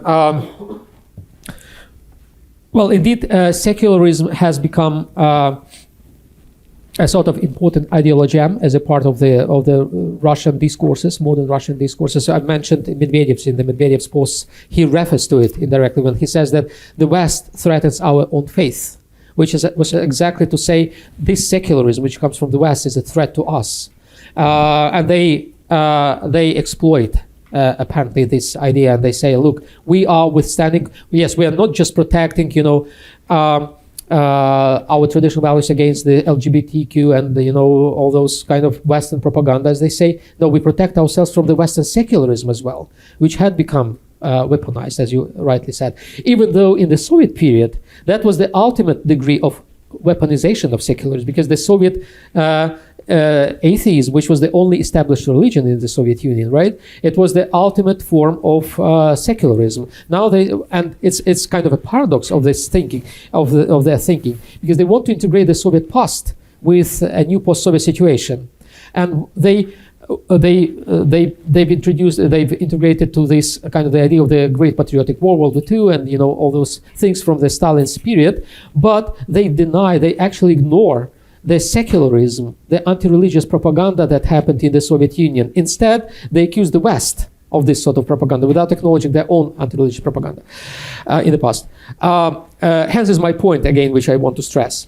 It will be impossible to tackle Putinism on the secular premises, because they will say, look, they use the enemy, our enemy, secularism, to attack us. That's why the only way for us to survive as an ideologist and as an ideology would be to fight this secularism. If we address Putinism on the secular premises, it will help them to defend themselves. That's why it is important, I believe, to tackle Putinism on the theological premises. Miroslav, you want to weigh in on that one, or? Just a quick comment. It would seem to me that one of the central issues is how do we keep pluralism alive? And often rhetoric of secularism seems and is experienced as anti-pluralist. And so both secularists, in my experience, and also religious folks, neither of them has so much problem with democracy as with pluralistic democracy. And so I think we need accounts of democracy that would be sensitive to kind of pluralism of actual deep convictions, some kind of a consocial view of political theology, political philosophy, I'm sorry. Let's jump, if we can, to Tom Nuttall, senior editor at The Economist. Sure, thank you. I had a couple of questions that was sort of partly following on from someone's earlier. You said, Cyril, before that the war couldn't have happened without the church, in the sense that the Orthodox Church provided Putin with some sort of intellectual framework that he himself was not capable of providing.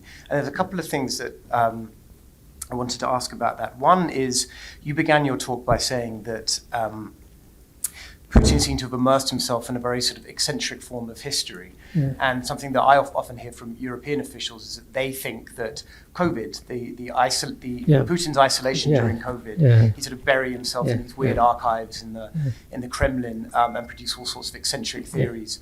And I wondered, to what extent, I mean, if there's some truth to that, which it's probably quite difficult to ascertain, but if there is some truth to that, is there a religious element to that? Or is it something a little bit more sort of pagan, some sort of mystical idea of the Russian soul that the Ukrainians, corrupted by the West, need to be brought back into the fold? To what extent is there a formal religious element to that? And then looked at the other way around. What does the church in Russia itself have to say about the war? My impression, you can correct me if I'm wrong, is that in 2014, with the annexation of Crimea in particular, also what happened in the Donbass, that this was something that was presented very proudly to the Russian population as a righteous victory, a return of Crimea to the place that it should always have been. Now we have a Russian population that we're told is sort of indifferent and apathetic towards the war. It's not something that is at the heart of the regime's propaganda efforts towards its own people. But it's now coming closer to the people, particularly with this new partial mobilization, hundreds of thousands of people, reservists being drawn into it. Is there now going to have to be a fresh justification for why this is happening to people? And if so, might it be given some sort of religious shrouding. Yeah. Thank you for several questions. I'll try to briefly answer all of them. Look, well, those are alpha dogs. Imagine them sitting in the bunker for 2 years without being able to do anything. They've accumulated so much energy, which is now blasted in the war. So I think COVID has to do with this war, because they were tired of sitting, they wanted to stretch out, and they went to stretch out. Another thing, that while sitting in the bunker for 2 years, Putin what else did he do? He read, apparently. He read historical books, and hence are his ideas, about history. So that's also related. Speaking about his religiosity, paganism, and so forth. Look, I think, many perceive Putin as a kind of, especially in Russia, that as an Orthodox Christian, like a traditional Orthodox Christian. Essentially, what he represents is a very shallow version of late Soviet religiosity, which was a combination of very basic ideas that re-emerged on the surface after the period of militant atheism. That they include magical thinking. They include superstitions, numerology. Well, Putin started his war. Essentially, he was supposed to start this war on the 22nd of the 2nd of 22. He started his war in Germany on the 8th of 2008.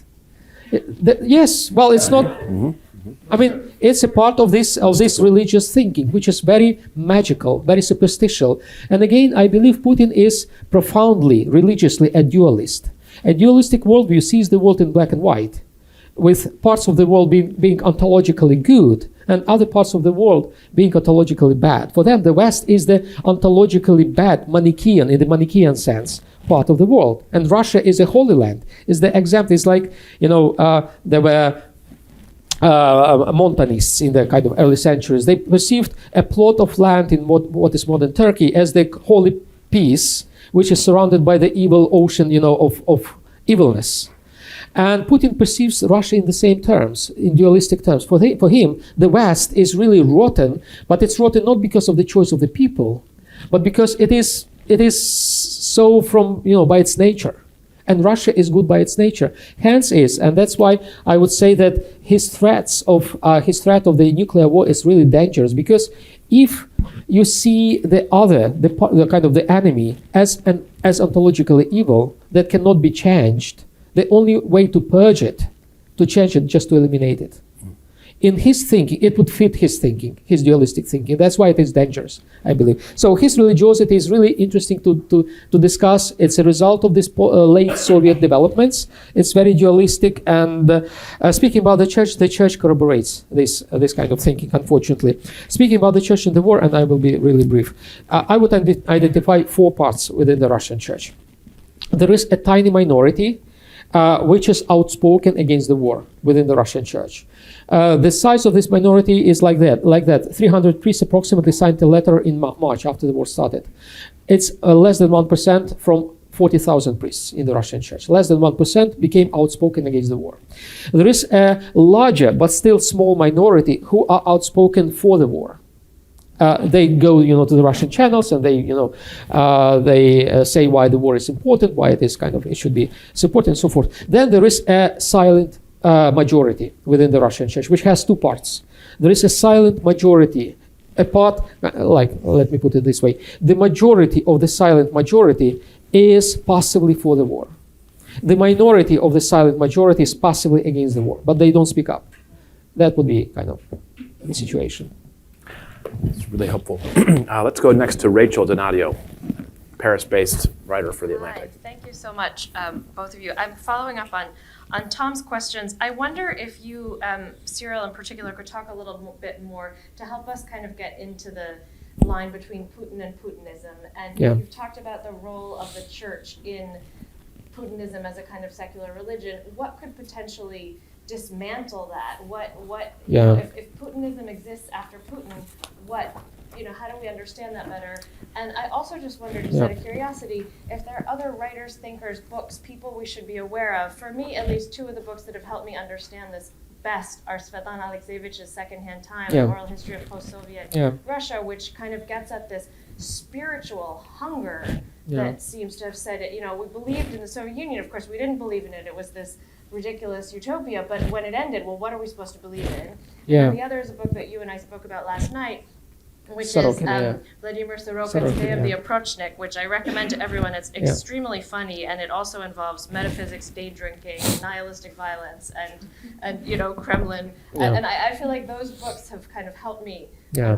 So Yeah. I'm just Yeah. you know, always Well, looking for recommendations. Thank you. well, I start with the end. I really would endorse your reading list. Indeed, Sorokin is really prophetic as a fiction writer, and even though he wrote about the situation of Putinism like 10 years ago, it's like a prophecy being fulfilled. Alexievich she's also very good in providing some insights into this phenomenon, even though she wrote her books before Putinism emerged, right? I would also recommend maybe Pelevin, who is kind of another fiction writer, who anatomizes somehow the ideas behind Putinism. From the academic side, I would recommend Sergei Plokhy, who is at Harvard, the head of the Ukrainian Institute in Harvard. He's very he publishes a lot, and he's been translated to many languages, so that with him. And Tim Snyder, of course, from Yale, he is a great resource for understanding this war, incredibly helpful. Speaking about Putin and Putinism, that's exactly the point. Putin is not the main problem in this situation. It is Putinism which is the main problem, because this problem will persist, will survive Putin. That is the very unfortunate thing. That's why, yes, we need to focus on removing Putin, because that will end the war. But also we need to think of dealing with Putinism, because dealing with Putinism will make the peace sustainable. Otherwise, the war will come back again and again. That's our fear in Ukraine, and that's why I believe it is important to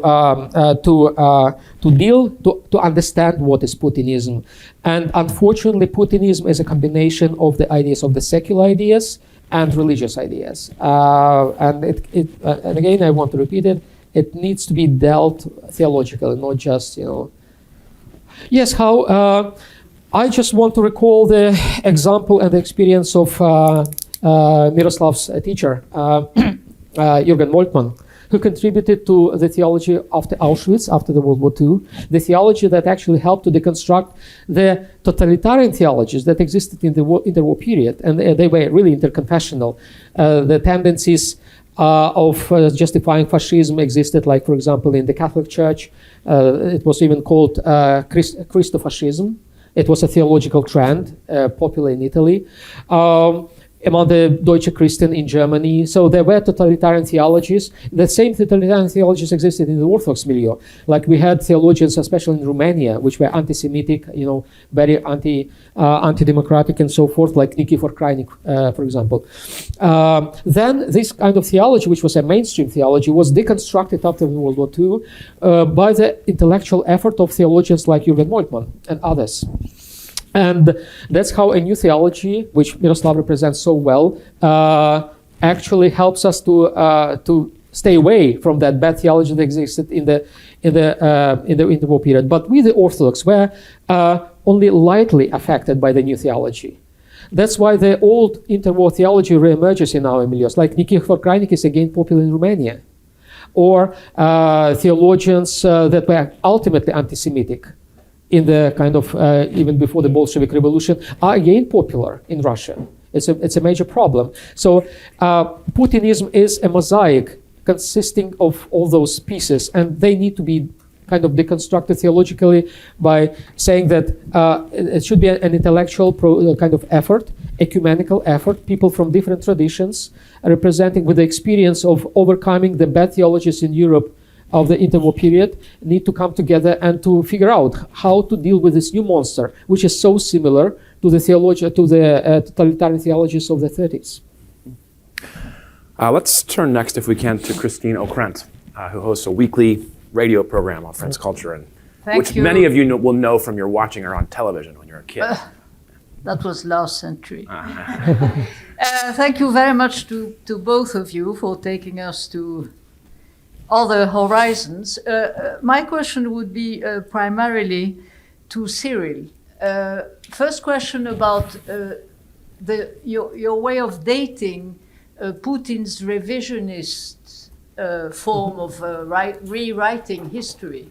It seems to me, for those of us who are interested in more mundane geopolitical issues, that Putin, as far back as 2007 in Munich, that was the landmark conference, Yeah. did say that after all, the great history of Russia was to reconquer its empire, and so this sort of neo-colonial approach, it seems to me, has been there for a very long time, and it was only the parenthesis of end of Gorbachev and Yeltsin, which made us believe that somehow that Russian dream had vanished, which was, of course, very foolish on our part.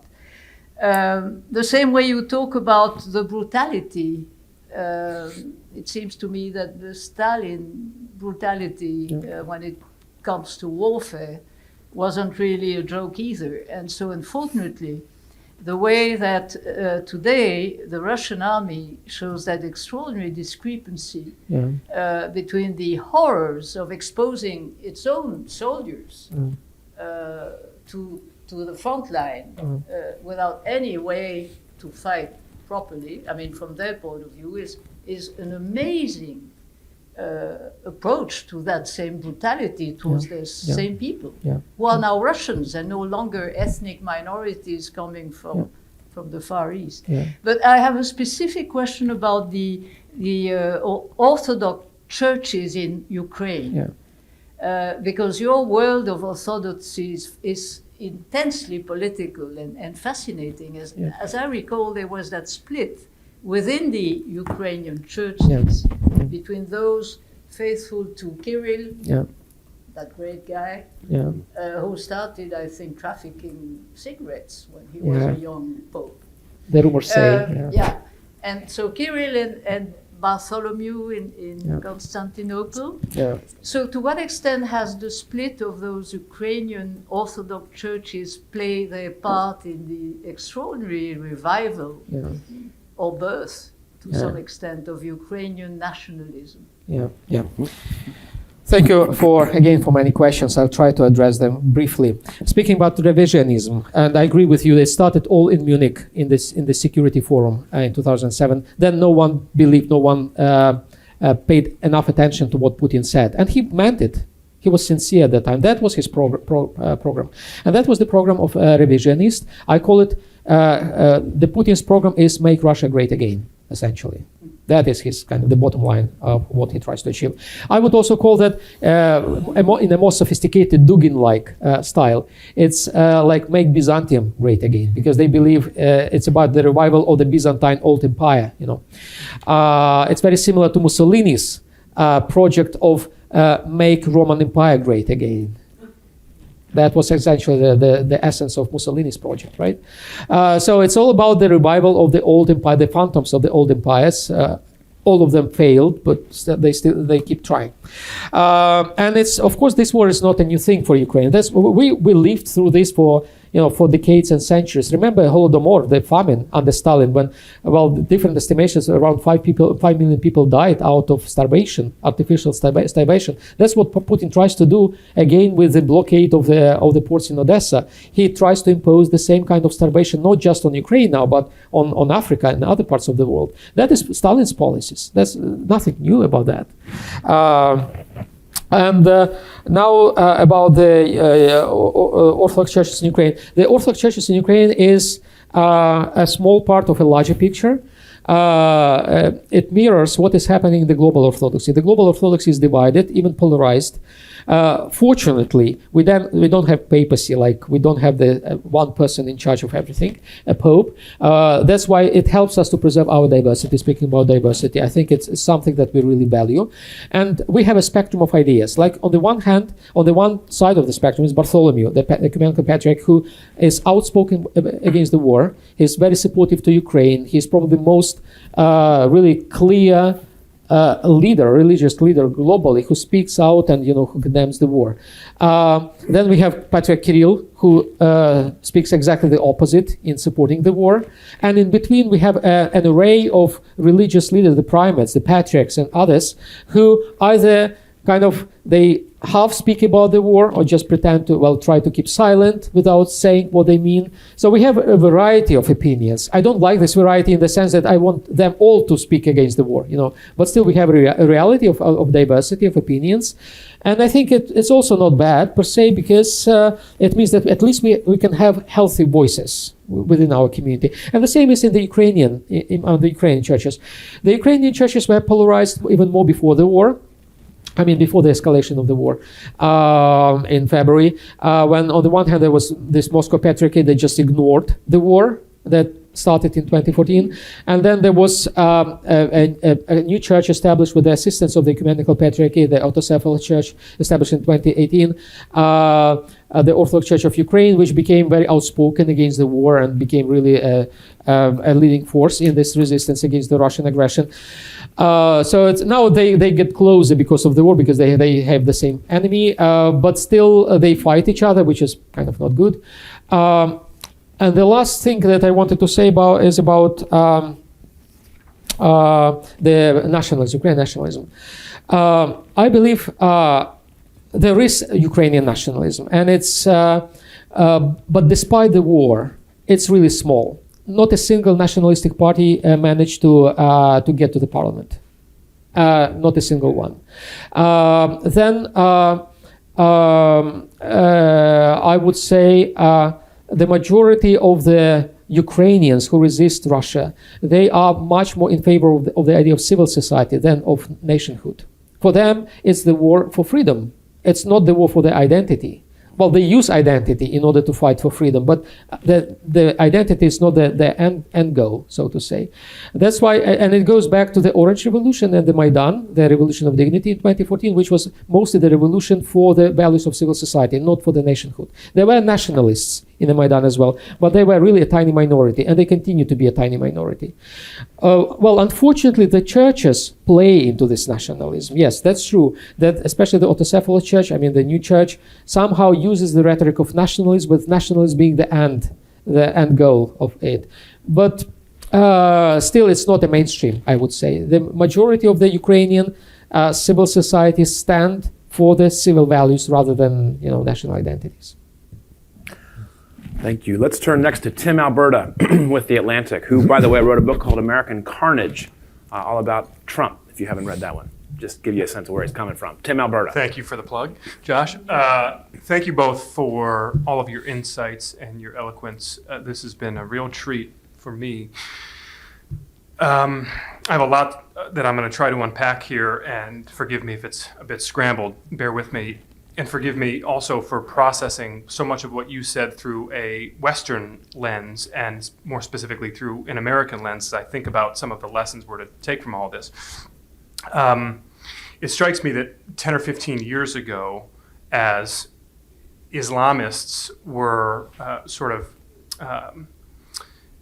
weaponizing the faith traditions of Islam to wreak havoc on parts of the world, that there was so much time spent and ink spilled in the West on this idea of recruiting and elevating the voices of moderate Muslims to push back and to try to reclaim the mantle of Islam and to sort of take back its identity. And of course, again, I ask you to forgive me for processing it through an American lens. We do not have a land war happening in America that is inspired by any sort of theological authoritarianism. But we do have, I think, very much a war for the identity of American Christianity, and specifically in a conservative evangelical context. We have a very real struggle happening right now that is sort of, I think, reaching a fever pitch.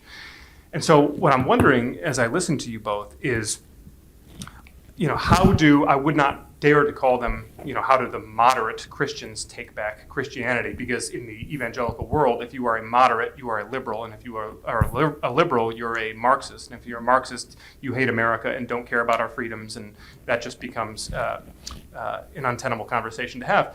But perhaps the reasonable Christians, or the serious Christians, the coherent Christians, how do we, very concretely speaking, how do we hope to have them retake the mantle of Christianity when fundamentally and inherently so many of those serious Christians do not believe that it is their role to engage culturally, socially, politically in the way that many of these other do? I mean, it seems to me that there's a bit of a paradox here, because if you sincerely and deeply believe that your kingdom is not of this world, and that your struggle is not against flesh and blood, and that you are to fix your eyes on what you cannot see, then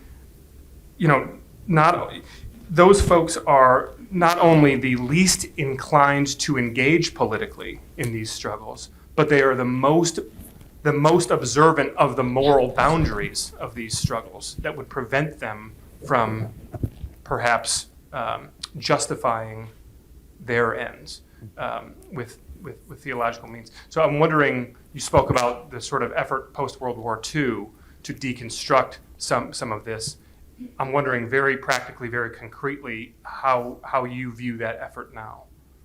I wonder if we might actually start with Miroslav on this one. I'm wondering how many actually of American Christians, even conservative evangelicals, think that in kind of purely spiritual terms, if I understood you correctly, as you've described, so kind of detached from the realities of lived lives. In my travels, I encountered very few of those. Very conservative, they would be interested in kind of this worldly realities. What I find very difficult in evangelical circles, or what was now evangelicalism that has now become, is it has been captured by nationalist idea. White nationalism, Christian nationalism seems to me a predominant form of evangelical Christianity. Even 20 years ago, if it was there, it was under the surface. But the answer to how do you capture, I have actually, frankly, no idea. Because there's something really powerfully insular about this vision that it's almost like I have experienced it as impenetrable. And I've known many of these folks, known them quite a long time, and just as it's very difficult to talk to your ordinary neighbors who disagree on political grounds, so also it's difficult to have theological discussions at all. So, sorry, no deeper insight into what might be able to kind of destabilize. Do you view that as an indictment of the American church itself? Is there a theological shallowness that you would attribute that to? In other words, if you're being discipled by Fox News more than you're being discipled by the gospel, then this could be a problem. Yes, I think that's quite right, and I think there is a loss, particularly evangelical criticism. Phil Gorski, our colleague from Yale, is very good at that. A description of evangelicalism in that sense, that there is a kind of a loss of educated, thoughtful leadership. Leaders of evangelicals have become media personalities. Paula White is a very good example of somebody who is highly influential, but has the thinnest of all possible understandings of the complexities of faith and possibilities of making those bear. How does evangelicalism transform itself so that it returns back to its root of relatively educated, actually, clergy that will be able to, in a judicious way, make judicious judgments? I don't know. Let's turn next to Emma Tucker, editor of the Sunday Times. Actually, I think my observation stroke question follows on quite nicely from what Tim was saying. So Cyril, when you were describing Putinism as a secular religion, the one thing that kept springing into my mind was Trumpism, which shows all the sort of elements of a secular religion. In other words, unshakable faith, a total refusal to grapple with facts, and a possibility that once Trump is gone, Trumpism could continue, just as you were saying, Putinism could. So I don't know whether you think, are there sort of broader forces at work here, beyond religion that are driving, or whether you agree that Trumpism amounts to a similar sort of secular faith? Well, I would personally completely agree with this assessment, and certainly we're dealing with a similar sort of secular religion. Well, just one clarification. There is a civil religion and there is a political religion. Those are two things. And Phil Gorski exactly was very good in describing the civil religion in the United States, which is the kind of the backbone of the American political culture. In Russia, it started as a civil religion, but it evolved into something different, into what in the 30s in Europe they called political religion. People like Vogel, for example, politische Religionen. Essentially, it was a form of the totalitarian ideology, dressed in the religious forms. The difference between them, in my judgment, is like the difference between the commercials on TV, when the civil religion actually advertises itself, and then you choose whether to subscribe to it, to accept it or not to accept it, to buy into it or not to buy into it. Political religion is less optional. It's imposed by the state. So if you disagree, you may end up in Dachau or in exile or wherever. That was exactly Hitlerism, Nazism, and communism. They were political religions. They were much more violent. And that is exactly the transformation that happened to Putinism. It started as a civil religion with a set of rituals, quasi-religious rituals, ideas that were optional for the Russian people. Now it's not optional anymore. It's a political religion with all strength of power, of imposition upon the Russians. So I think that would be an important clarification in order for us to understand how to deal with this. In Trumpism, we are still dealing with civil religion, a form of civil religion. It's not yet political. It's not yet there. It's interesting, the first things, this magazine. I once, I think it was 2016 or 17, I submitted my piece to the First Things magazine in the US, where I argued that political religion is possible in the United States in the form of Trumpism. That article was rejected by the editors. But I still believe it is possible, unfortunately. Maybe let's go next to Shadi Hamid, a scholar at Brookings, contributing writer at The Atlantic. Yeah, so I've been hearing a lot about the Russian Orthodox Church, and I guess I'm struggling with a couple things. In all of our description of the church and its role, I've heard very little theology, but more specifically, I've heard very little about Christ. Yep. So I'm less familiar with the Orthodox forms of Christianity, and I'm more influenced, like others here, by evangelicals and Catholics in the U.S. context, where, even with Trump supporting evangelicals, Christ, as far as I can tell, is still very central in their imagination. And I'm somewhat reticent to say that they're somehow less reasonably Christian if they support Trump, but that's a different topic. But so, it just might be that in the Orthodox Church, the personal relationship with Christ is just simply less predominant, and that's less of an organizing principle. But if that's so, what exactly are the relevant aspects of the Russian Orthodox theology? What makes it recognizably Christian? Yeah. I mean, presumably there is Christian ethics in the Russian Orthodox Church, but I never get a sense of the Christian ethical frame. So that's a bit of a mystery to me. And just the other thing I wanted, and Miroslav, I'd be interested if you have thoughts on this as well.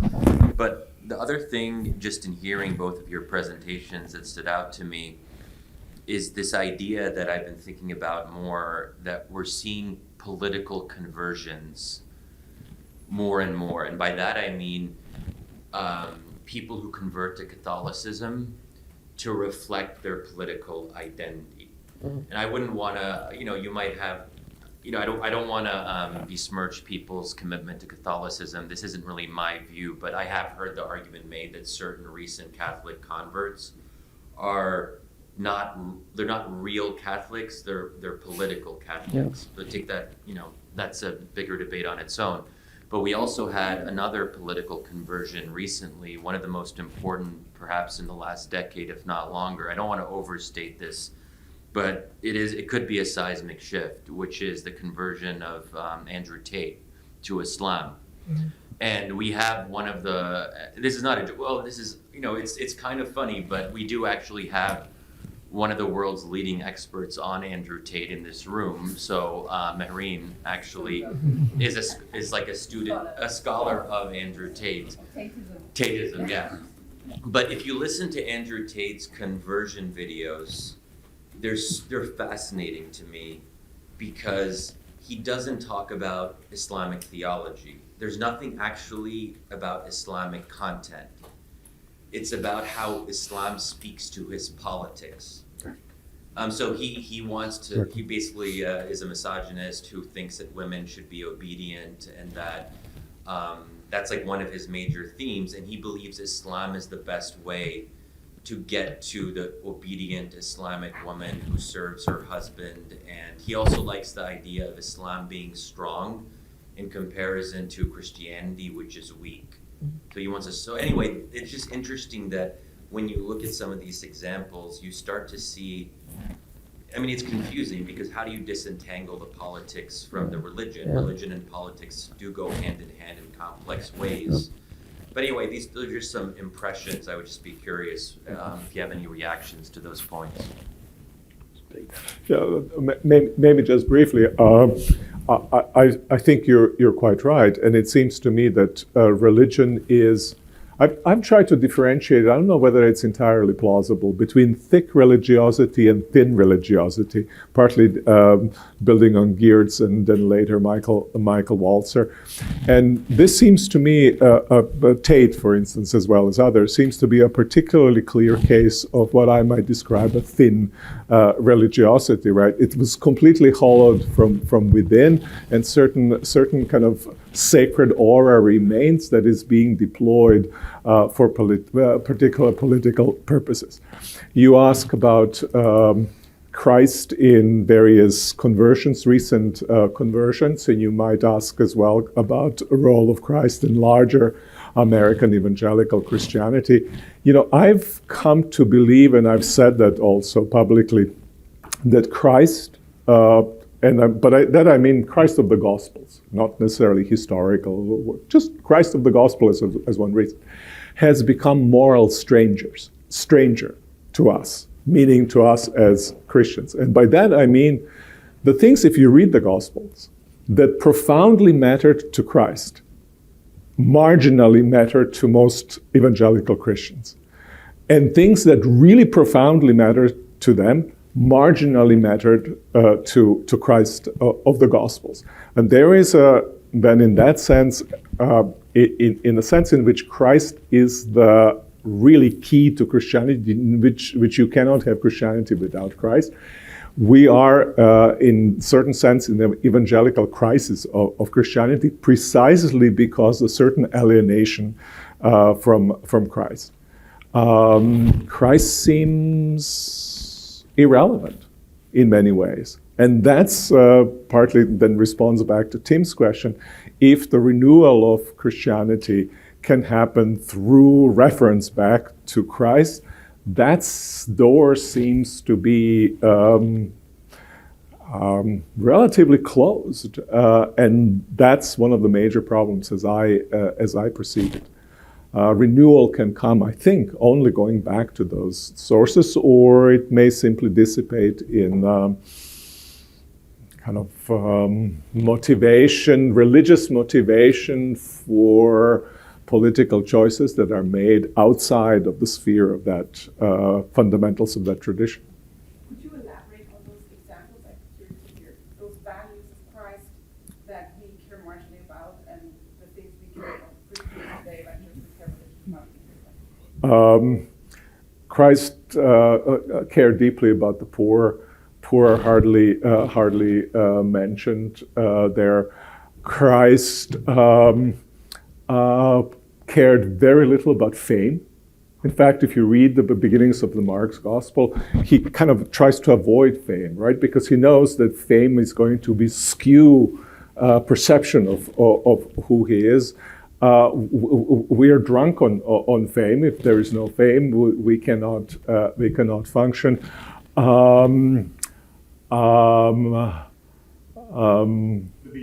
Beatitudes take stranger, take love of enemy, for instance, that for Christ was absolutely central, plays virtually no role, and not even lip service is being paid to this. Take the way we look, how much time we spend, most folks, to present ourselves, me included. If you read the Gospels, you have not a single description of how Jesus Christ looked. And I can go down the line of fundamental values of modernity, fundamental values of most of us, and contrast to what one finds in the Gospel, and you find incredible discrepancy. Now, I am pretty much committed follower of Christ, right? And I find it deeply disturbing. And I'm thinking, what do we do about this? And especially since if we find ourselves, as I'm saying, in this rupture, we need new ways of thinking, radically new ways of thinking. And maybe Christ, among others, might contribute to that. All right, so our wonderful problem is too much energy and not enough time. We've got 4 questions, and we've got Rob Gifford, Thomas Chatterton Williams, Katrin Benhold, the Tate Scholar, Marian Kahn, and Mattia Friese. And so, yes, Ed, real quick, and then let's just take a question from Thomas and Rob together, and we'll wrap with that this time, okay? Well, I just want to add to this that the political evangelism, at least rhetorically, is Christocentric. It's very, very clear. Political orthodoxy is not. It avoids speaking about Christ. If you take Medvedev or Putin or others, they don't speak about Christ. They speak about other things pertinent to the faith. That is an important thing. And to come back, to avoid, to overcome this crisis, I think it's going back to Christ. It should be like really Christocentric, for me at least, as a Christian. Is Christ central to Russian Orthodoxy? Well, that's the thing. To our tradition, Eastern Christian tradition, Christ is absolutely the center. That's absolutely the center. But in political orthodoxy, as a politicized form of my tradition, he is on the periphery. And you can't put numbers to this, but if you were to try, Ukrainian Orthodox churches, Ukrainian Orthodox Christians, is the people who balance percentage-wise? Say those who identify themselves as Orthodox would be like 70% of the Ukrainians. Like up to 10% are Greek Catholics, meaning Eastern Christians under Rome, and the rest are like evangelicals, mostly evangelicals. That would be the numbers of believers. Great. Thank you. All right, so if Thomas and Rob can each give us a good hanging question, and we'll let one final comment from our speakers. This might be somewhat of a tangent, but to stay with Miroslav on the American situation, it got me thinking the lack of Christ in Christian evangelical politics, because my maternal family they're evangelical Christians, and my aunt is someone that I think of as keeping Christ very personally in her life, but she voted for Trump twice and said that he's a very flawed human being, but the only way she could get herself motivated to block a truly evil woman was to think that God works with flawed human beings all the time to do a greater good. And she just moved from California to Georgia, and we were talking, and she was saying that she would vote for Herschel Walker. And I was trying to square this. How can a Christianity accommodate itself to such appalling anti-Christian conduct? And once you get to a point where you can say anybody's conduct can be excused because God has a larger plan and uses flawed vessels, then what is left of an actual Christianity at that point? So that's a Miroslav question. And let's do Miroslav, and then we'll go to Rob. Okay, that's probably better. I think you identified the problem really well. I think part of the problem is also because very often evangelical Christians have been persuaded in a single issue that matters much more than the kind of host of other issues, so that you don't take the entirety of the package, but you take a kind of defining issue, which is a litmus kind of test. Supreme Court justice's abortion might be the issue on which one focuses, rather than in a broad spectrum of issues, and then it would look very differently if they were to think in those terms. Is there a way to get people to stop thinking in those terms, or is once that has been crossed, is it lost? Is what I guess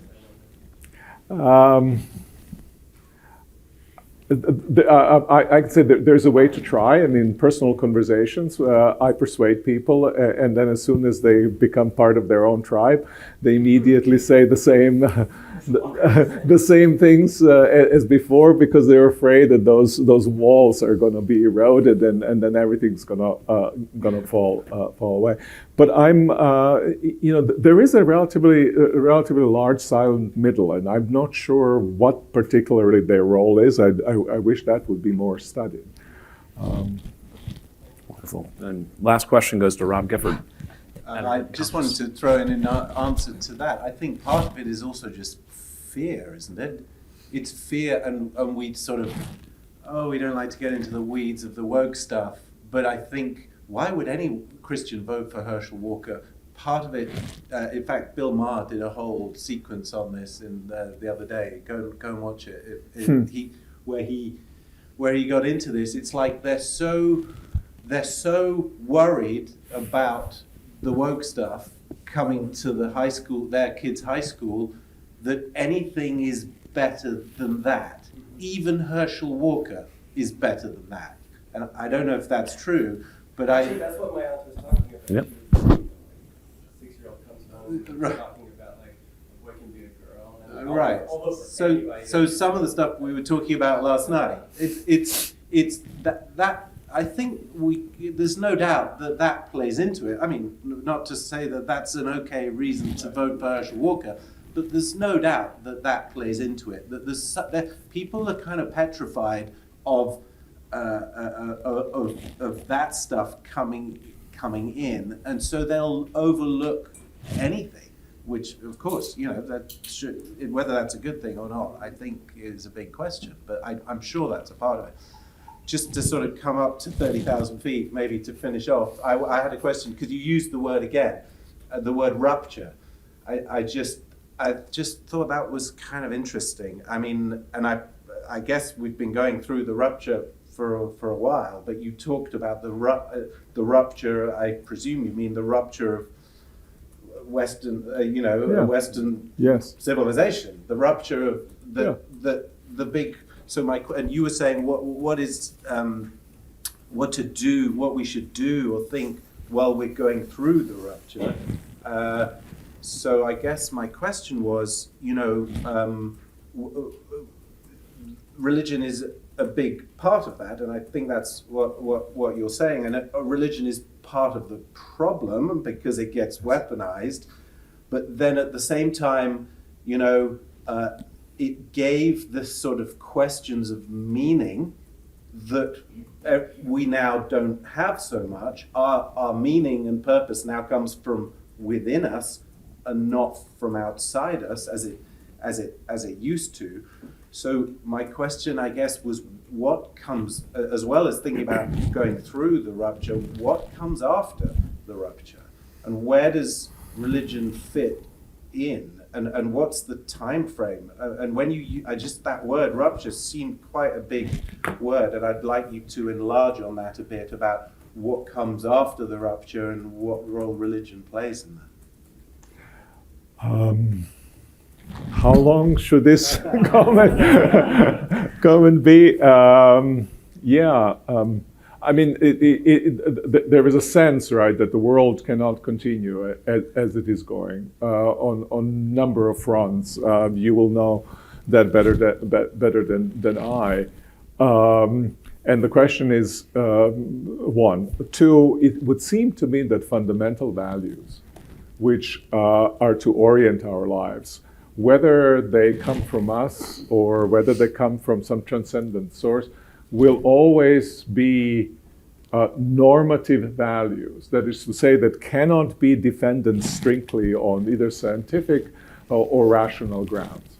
We cannot, that is to say, the normative visions are by definition such that cannot be derived simply from observation.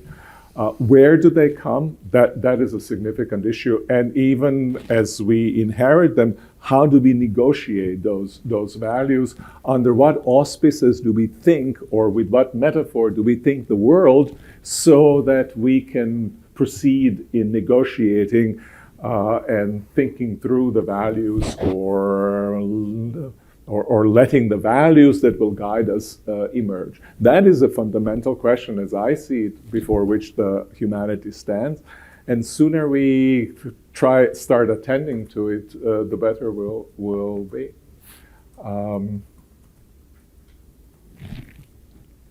Wonderful. What does it look like after this rupture has happened? What's the time frame of rupture? I have no idea. It depends partly what we do. That is to say, I can sketch to you what happens as the one world is ending and the new world is being born. Those seem quite apocalyptic phrases, like the old world is ending and the new world is being born. Are you talking in specifically religious terms, in terms of religion in society, or are you talking about the path of liberalism and how it deals with these great conflicts? I'm talking about we cannot continue the course of modernity and accelerations of modernity, of which are part of us indefinitely. Our environment cannot sustain that course. I think we cannot continue relating to the world basically in the way in which we do, as a thing to be used for resources. A number of other ways in which the course is not sustainable. I'm really not thinking about in apocalyptic terms. I mean, I invoke them just to invoke the seriousness of the situation. But I don't see us, educational institution, I'm at Yale, I don't see us thinking in terms of what might be the possibilities, what we might imagine the world like. That seems pretty far from most of my students.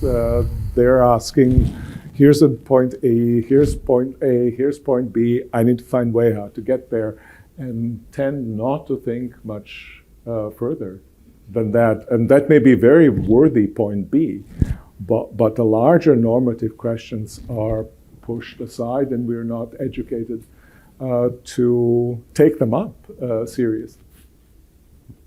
Well, that was a lovely open answer, and I would only add, Rob, you got to follow the basic rules. Like, don't do what the Kremlin does and get drunk before you're writing. That's a good start. And, no monocausal solutions. The right metaphor. All right, so we have a lot to work with. We're basically right across the way for lunch. There are no place settings for lunch, so sit with a new friend. And the only sort of hard rule is that we'll be back in this room at 1:30 sharp.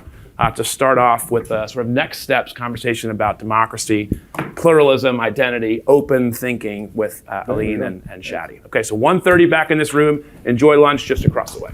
Yeah, thank you.